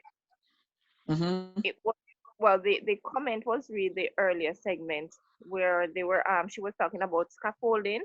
Mm-hmm. Yes, I was just saying that it is very important to note that not all children like to be pushed. Despite that, get to a higher level, you have to be very careful and tactical with whatever scaffolding strategy it is that you're going to use. Right. As I said in the text section, that the term scaffold itself means height, and some persons are afraid of height. So you have to gently guide your students to that height, using different strategies so the child or children won't become bored or become too used to the same strategy. So you have to be very careful when it comes on to scaffolding. It's not just about pushing and trying to get the child to the level that you think they're supposed to be at. Right. You have to be very gentle and be very careful with doing that, because sometimes in our effort to get the child to be where we think the child should be at, we quote unquote overdo it. Mm-hmm. Actually allows the child to retract more than to excel. So Ruth, this is where the zone of proximal, that Vygotsky theory comes in, where you're thinking about mastery and not pass or fail, because every child works at their own level. So you're meeting them at their level, you're considering where they are, and you're creating a bridge to take them over. Now, some kids are going to be ready to move immediately, and some kids you're going to have to, like I said, for the strategic group, remember from Dr. Bradford's, if you were on that one, where she spoke about the fact that kids come to school with trauma and that causes them not to learn. Those kids are not going to be readily trusting you to even hold their hands to walk them to the next level. So you got to build that confidence before you can get to the layer of actually instructing, because their brain is shut down when it comes on to learning. And especially we have the teachers in the classroom, we face a lot of that. I think, well, speaking from my experience, students, I don't want to call it failure, but it is due to more to their emotional and their life experiences than to their academic ability. Exactly. So keep that part of the whole process in mind a lot. And I think oftentimes as teachers, because we are looked upon as the the persons who are responsible for the child's academics. We pay attention to the child's academics and not take time to see how the child's emotions or emotional experiences affects their academics. So Ruth, in response to that, I will tell you, if you talk to 1 million teachers from 1 million different countries, they're going to say the same thing you just said. It is so much pressure on us because of data, because of funding. So we find ourselves in a corner. I'll tell you what I say, and I say to my colleagues sometimes, I say, I don't care about the data. I care about the student I'm teaching. So your job in the classroom is to provide a safe, culturally relevant classroom for your student.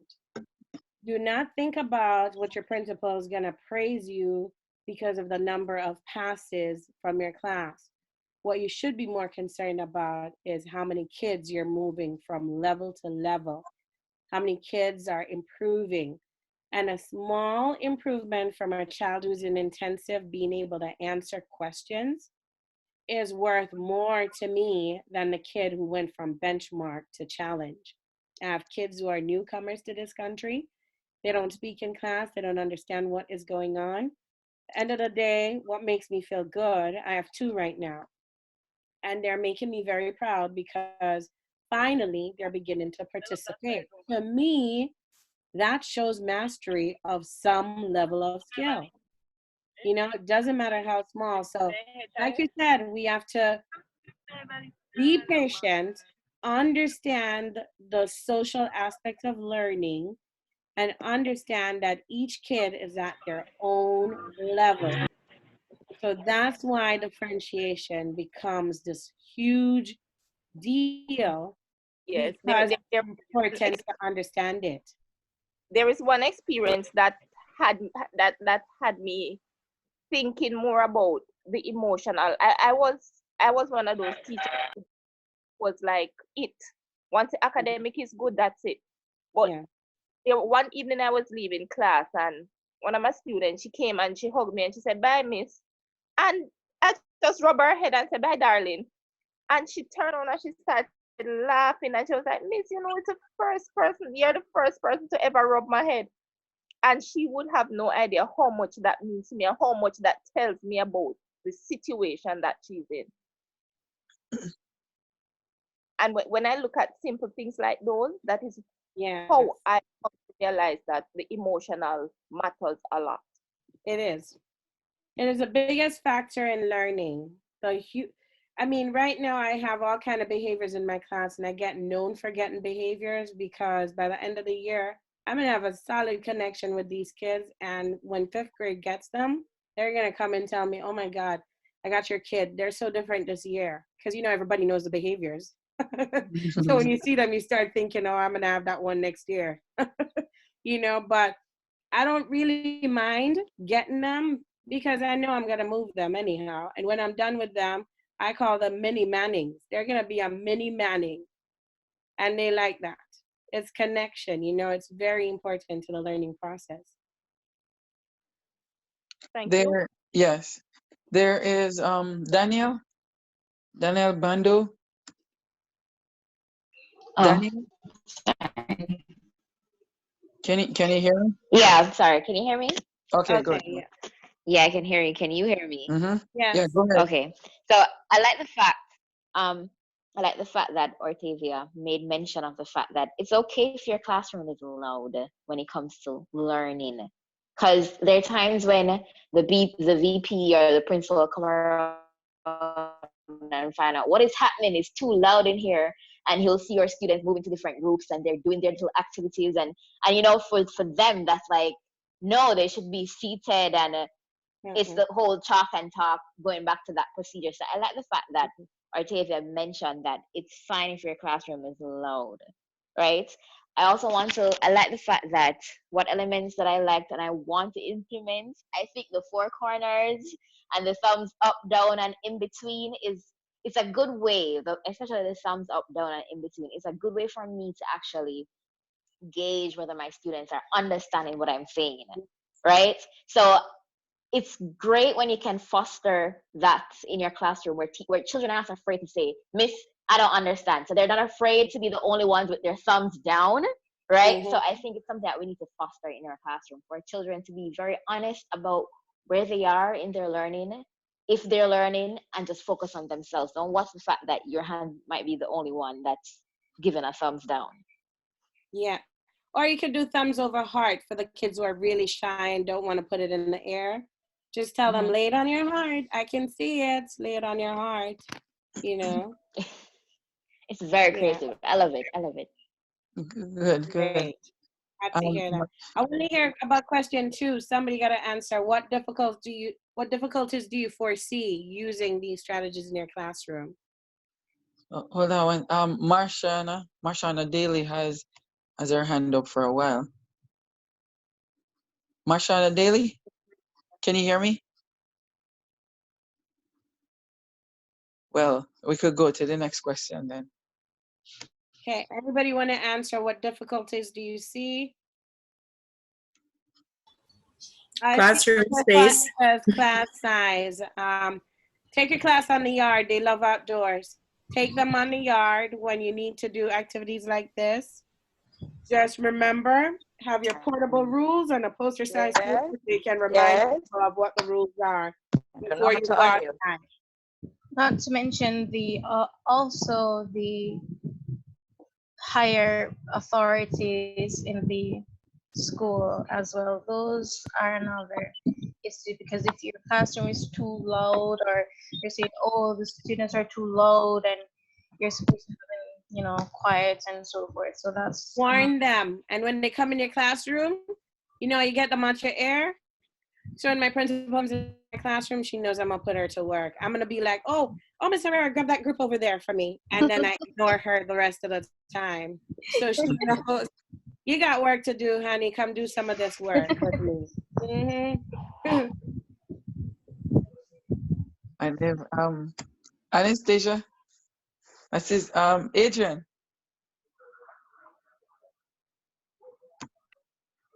I see Monique Ford said something Hello? about space. I'll talk to you after Adrian speaks. Go ahead, Adrian.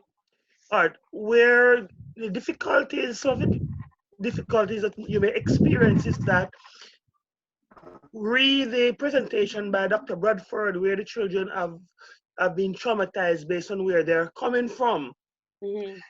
And their social is like they're locked in a box. They're not sociable person. There is like their emotion is tight. They're afraid of letting go. They're afraid of opening up to you, the teacher. So you are the teacher, have to find a way to connect with this child, both socially and emotionally. Yes. Because if the child is not getting a connection or feeling a connection from you, the teacher, you are going to have a problem implementing any strategy and anything in the classroom, and this will hinder the progress and the learning of your students. Definitely. Thank you. Good point. That's why it has to be intentional. You have to really think it out. How am I going to do this? What is it going to look like? You have to really plan it strategically. It is.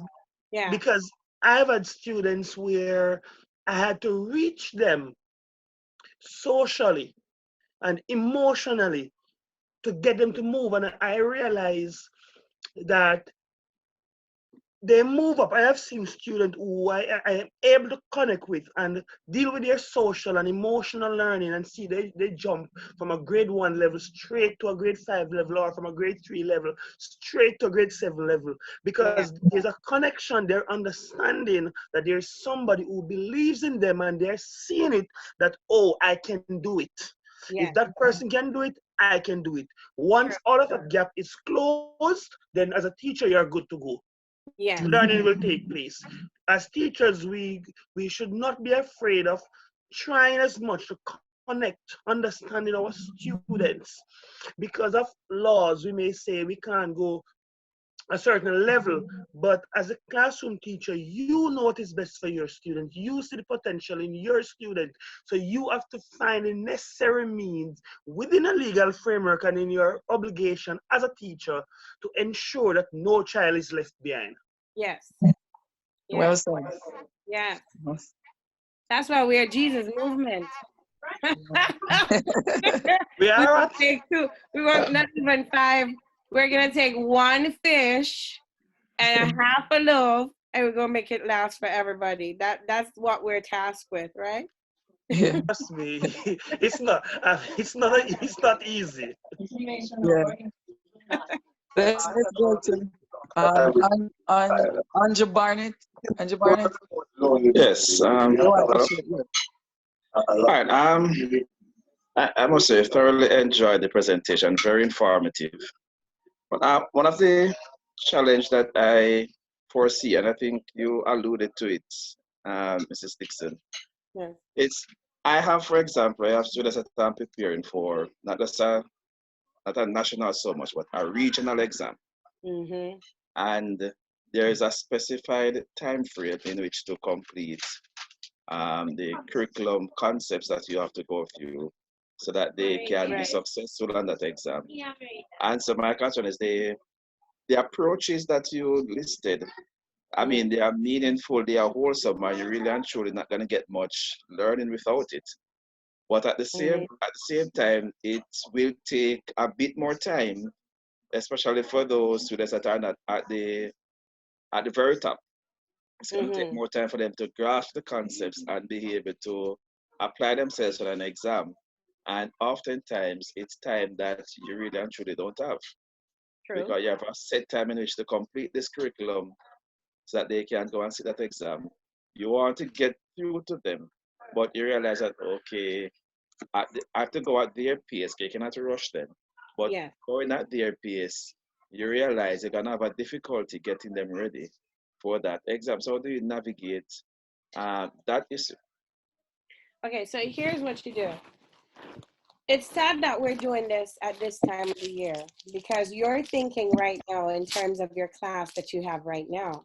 But realistically, you will not be able to move your class that you have right now in this direction that I'm talking about. You're going to be able to implement some of these strategies, but your success rate starting towards the middle, going towards the end of the year, is not going to be as effective as it will be next year. Now, with this in mind, you're going to implement as much as you can to see where the differences can happen.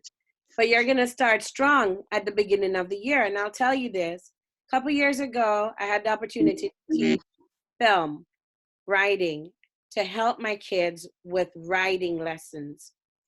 It became an issue for me because we started off in February. And so teaching them writing using this, I was like on pins and needles. I didn't know which way to go. But I tried some of the steps. And the very next year, I had the summer to kind of organize myself. I knew exactly my starting point for the beginning of the year. And I knew where I was going to end at the end of the year. And I'll tell you this, it worked.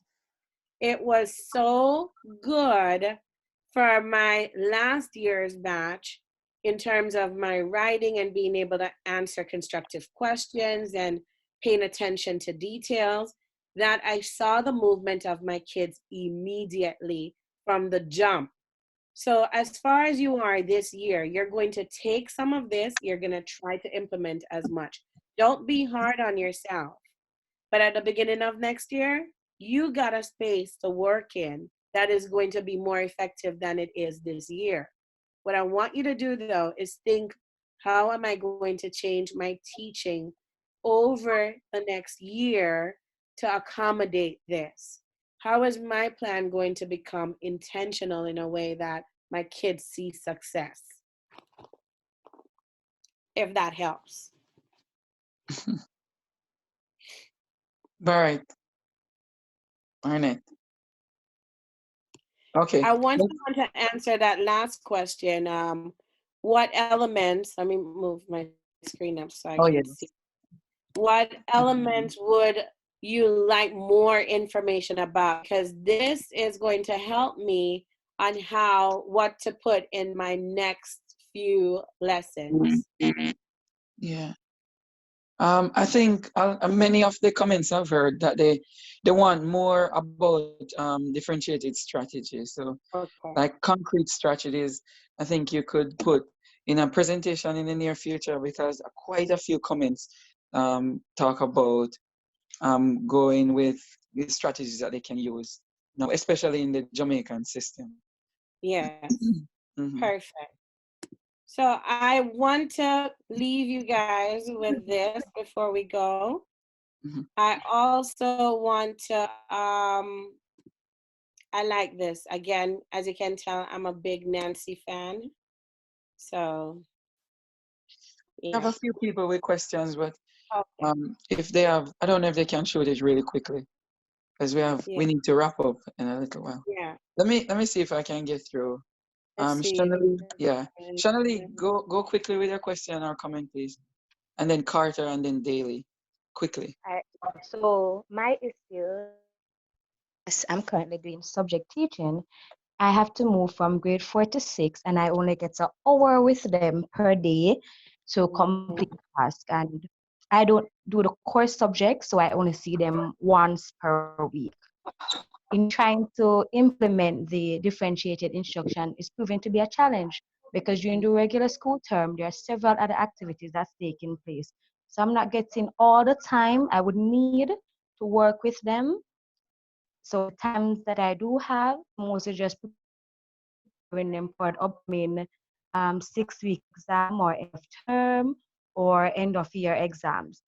And then there's the behavioral issues that are attached with it, the constant talking, the disruptive behaviors, the lack of interest in work. And as I said, it's subject teaching, so it's not like I have one specific class that I could work with. I'm going from several different classes, and that's where the challenge is. Okay, so I'm just putting up the last slide so we can go ahead, but I hear you. Here's going to be your challenge, and this is the angle you have to look at it from. When you're planning your lessons, right? You're going to need, which are the groups that are similar? You may have a 4th grade, but you can implement, you said 6th grade and something else, right? I'm sorry. Grades 4 to 6. 4 to 6. Okay, so you may have a 4th grade with students who are working at 5th grade level, right? And then you have 5th grade with students working at 4th grade level. And you might have, right? Somewhere in there, there's a mix. You gotta look at your data, and then gotta see how you can mix the content across. Where is the line, and how can I break the students in group according to that? Put the group visibly on the wall so the students know which group I'm in when they come in, where those groups are gonna sit to work together. Give them the students that don't need you. Remember in the beginning I said there are students who are high performing and they definitely do not need you. You think they do, but they don't. You can present the material to them and they can lead through inquiry learning. The other students that you need to focus, your real focus, are the students in the bottom third. That's the third that needs explicit instruction and substantial support. So in every classroom, break your kids into group. Give the high group, mix them with the second third. Mix first third and second third, so you have a high, low, high, low, high, low kind of situation, and have them work together to figure out concepts. Make it an essential question and a focus question. The essential question follows the standard. The focus question follows the skill you're working on, and allow them to work together through it. Focus your direct instruction on the students who need that substantial support, and do your check-in with the higher students. You're okay. It will not take you that long, I promise. Use the lesson outline to plan for each group. So now you gotta stop thinking in terms of grade level and plan for mastery level. And you will lock in your students that way. I promise you. I'm just the challenge is so recently because I do have the own grade 5 class. I've started to group them based on their abilities. So I put the ones that are better able to manage by themselves a little further away from me because they don't require all that much attention. And the ones that need the most attention, those are the ones that are closest to me. So I've arranged my class like that. The challenge that I find though is that I know you're saying look at it as a master level, but when I go to a grade 4 or say a grade 6 class, it has been one semester has passed and there are still students in that class that I don't know. And there's no time to build a relationship, to get to know them, to get to know their abilities, and to get to properly group them. And then you already have their own room teacher that has grouped them based on how it is best, I guess, because that person is the one that is there with them most of the time. So they have grouped them already. When I go to that class, all I have is an hour or 30 minutes, and it's just really to teach. So maybe during the lesson, I'll see that this one, the student is having a bigger difficulty. So I know that I'll have to cater to that child more. For majority of the time, the aim is really to just get the lesson done. Let me ask you There this. isn't really that time to put it. Do you collaborate with the teacher who owns the roster? You mean Because the that is entire going to master be roster? very big. So you said that the 4th grade teacher, she owns the roster, right? That's their homeroom teacher. So she should have a better understanding of students' level. You could do your work by getting that information from her and creating your groups on your own without the kids being present. When you get in the room, another thing I heard you say is that you sit students close to you. Remember, you're the facilitator, you're moving. The students are moving at some point, but you're moving. Get ready to move at any point. Don't get in the habit of keeping stationary centers inside your room, because that tells the student that I don't move from the group that I'm in. There are subliminal messages that are sent through the things that we do in the classroom. This is why you as a teacher, you have to get ready to go. So kids don't think that there is no possibility that I'm gonna get over there. That's the connection there. You gotta create that. That is very important. And I hope that you sign up for the next session, because that's when I'm going to really get deep into strategies and then bring it back to classroom management. If you have classroom management. One second. This is Leo. I think we could allow some of the persons who want to leave to go ahead and leave. We'll still get your certificate. And we can continue with the persons who are who still want to stay on and have a discussion. Right? Okay. Yeah. Thank you, guys. Yes. So make sure that I hope that you sign up for the next series, because that's when I'm going to go deep into actual strategies, and how you set your classroom from beginning will lead to your ability to differentiate effectively. Okay, so what I'm thinking then is when I said that I put the slower ones to me, those ones that have the most challenges. No slower ones. There's no such right, thing. no slower ones. The ones with the most challenges, when those ones are closest to me, it's not that they don't move. So I've tried several strategies over the past term where I've had to I've mixed them, I've kept them separated. I've tried several different strategies. Now this is just another one along the way to see what works best. However, the idea we're speaking with the classroom teachers possibly to get the outline of the class, that's something I could see myself trying in attempting to meet them at the different levels.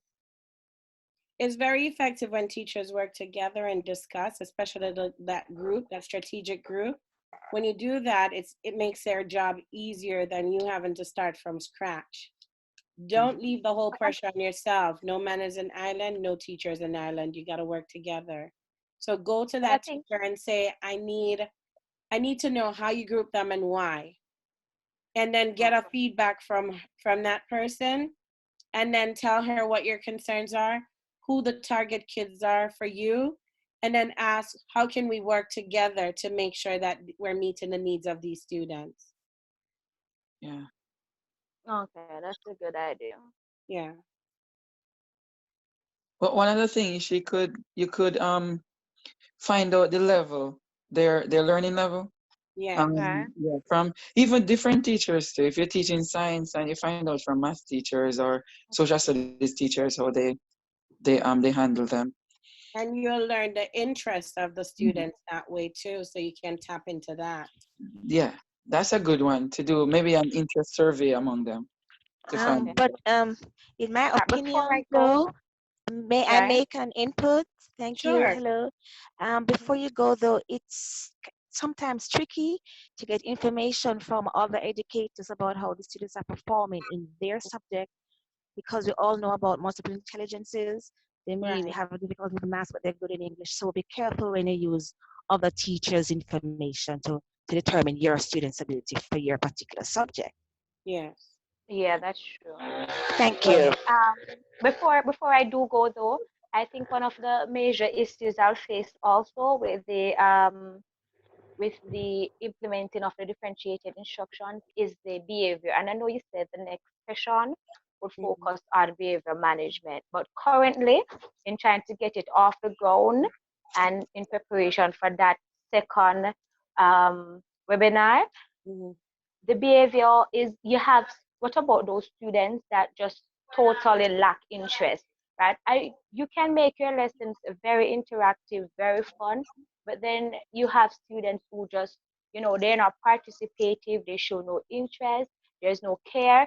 Is that you don't want to say that they don't care, but it's just the behavior that is prohibited. And again, it boils back down to my subject teaching where I only have an hour. So it doesn't give me a lot of time to really find out and to probe and to see what are the underlying issues. Yes. Let me ask you this. For the students who you have the behavior issues with, would you say that you have a good connection with those students? I would say some. Some I honestly do not. As I said, I've one term and I still don't know some of my students properly. Okay. I can give you pointers on that. I teach grade 4. I'm my grade level chair.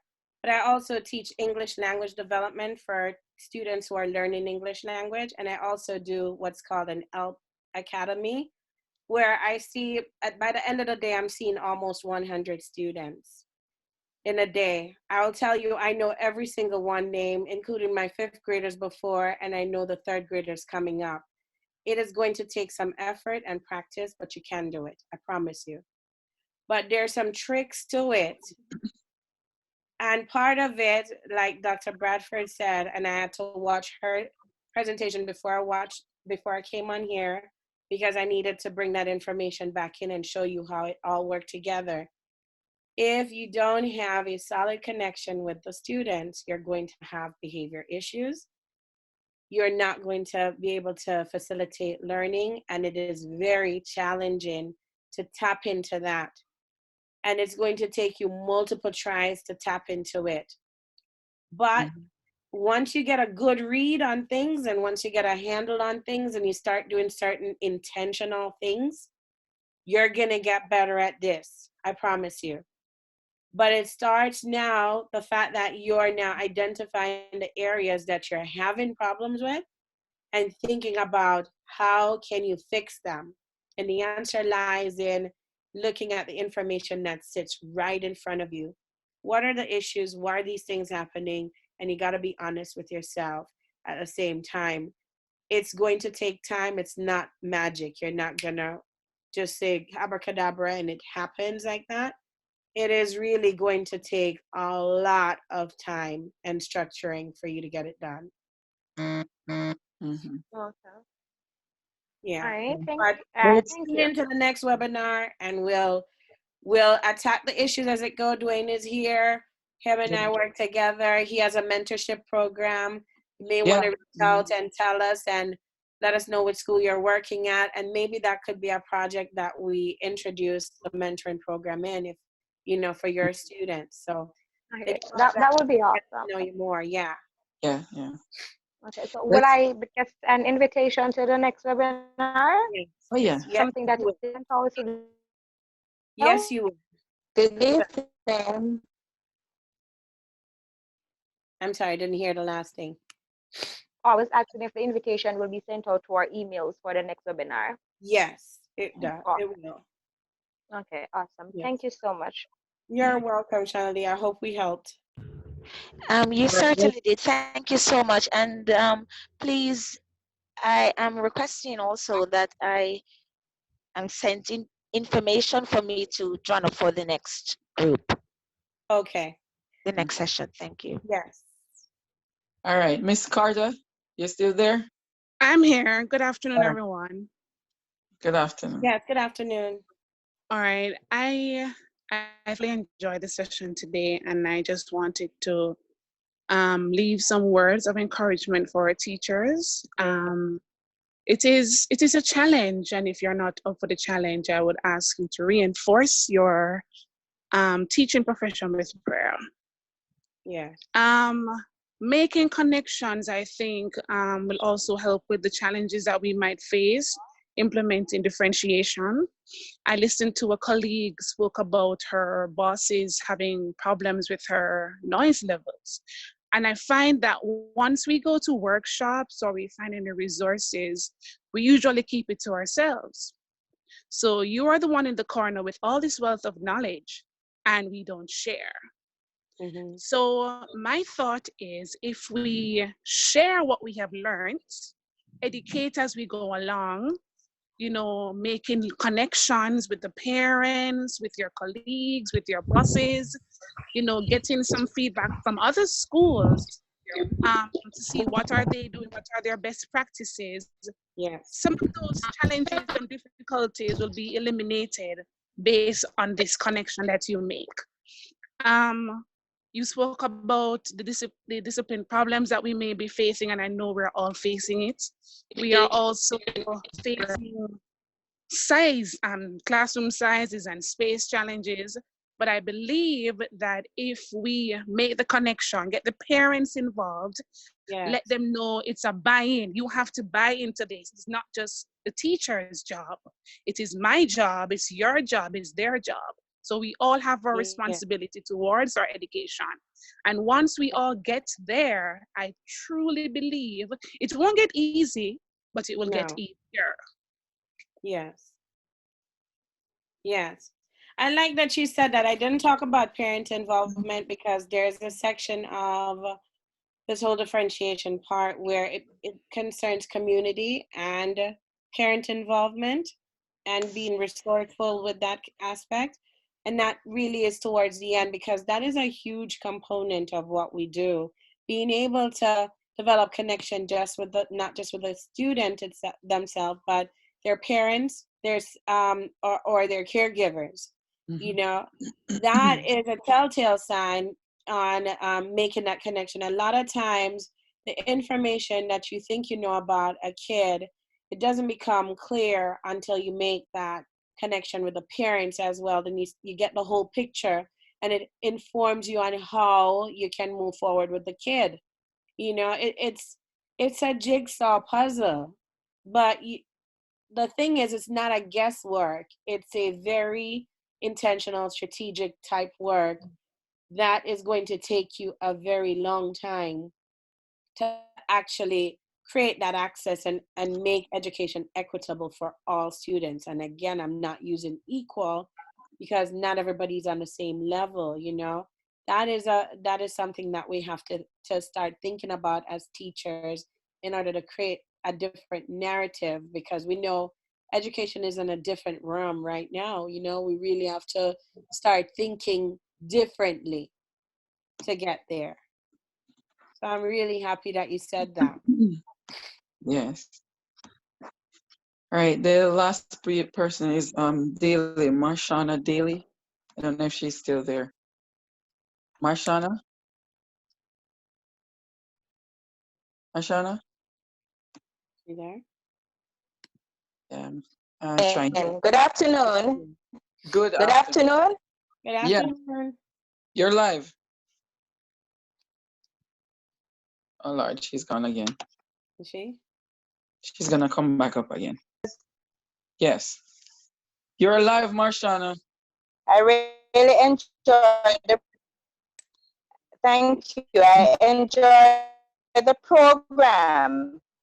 And it reminds me the psalmist David says he reached a point where he was more learned than his teachers. So our students can reach the point when they're more learned than us. Yes. If we teach them how to become independent learners. Is that clear? Yes. Yes. Right. So often we just teach them. The challenge I have is that sometimes when you try to implement these things, they expect the regular program that they're used to from primary school up. Yes. And so I've had the challenge of trying to tell them that I'm teaching them for life, not just teaching them in a box. I'm teaching them for life. Yes. So that they can learn these interpersonal skills that will carry them through to the workplace and make them more effective. Yes. And I'm reminded of a quote, right? I'm reminded of a quote from a book called Education, which says we should let students be thinkers of them, thinkers and not mere reflectors of other men's minds. Very, very. I mean, I could have ended it. So we really need to be patient and we need to work together. Yes. Yes. Yes. Praise the It's Lord. that positive mindset there that we need. You know, we need to grow that mindset.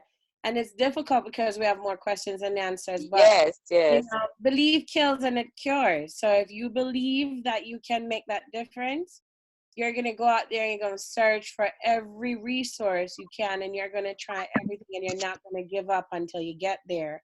And these kids need to know we're here for the long haul. We're not leaving you. That's right. And I tell you Our something, community. most of what they remember from school is what they would have learned in these groups. Not so much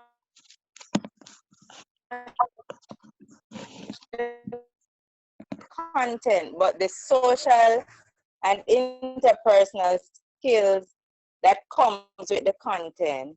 Yes. Yes. Thank you. Thank you. All right, Miss Daly. Yeah.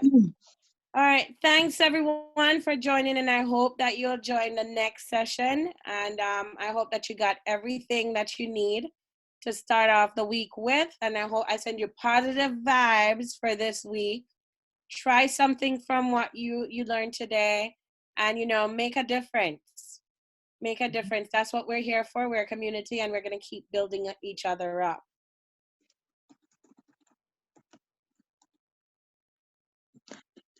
Yeah, so you can close off. Oh, just a reminder for everyone to you're gonna get a survey to fill out the survey, and then you'll receive your certificate. Okay, it's a certificate of completion. Thank you so much. Thank you so much. When will the next session begin?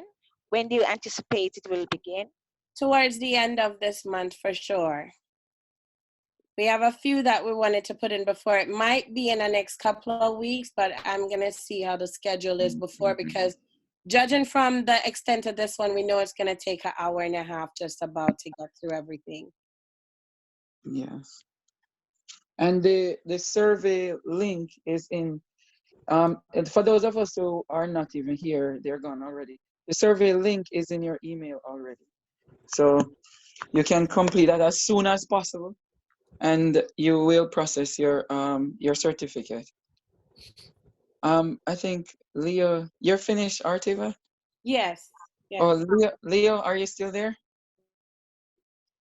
He got up for a minute. Oh, because you want him to close off. Okay. Okay. Yeah.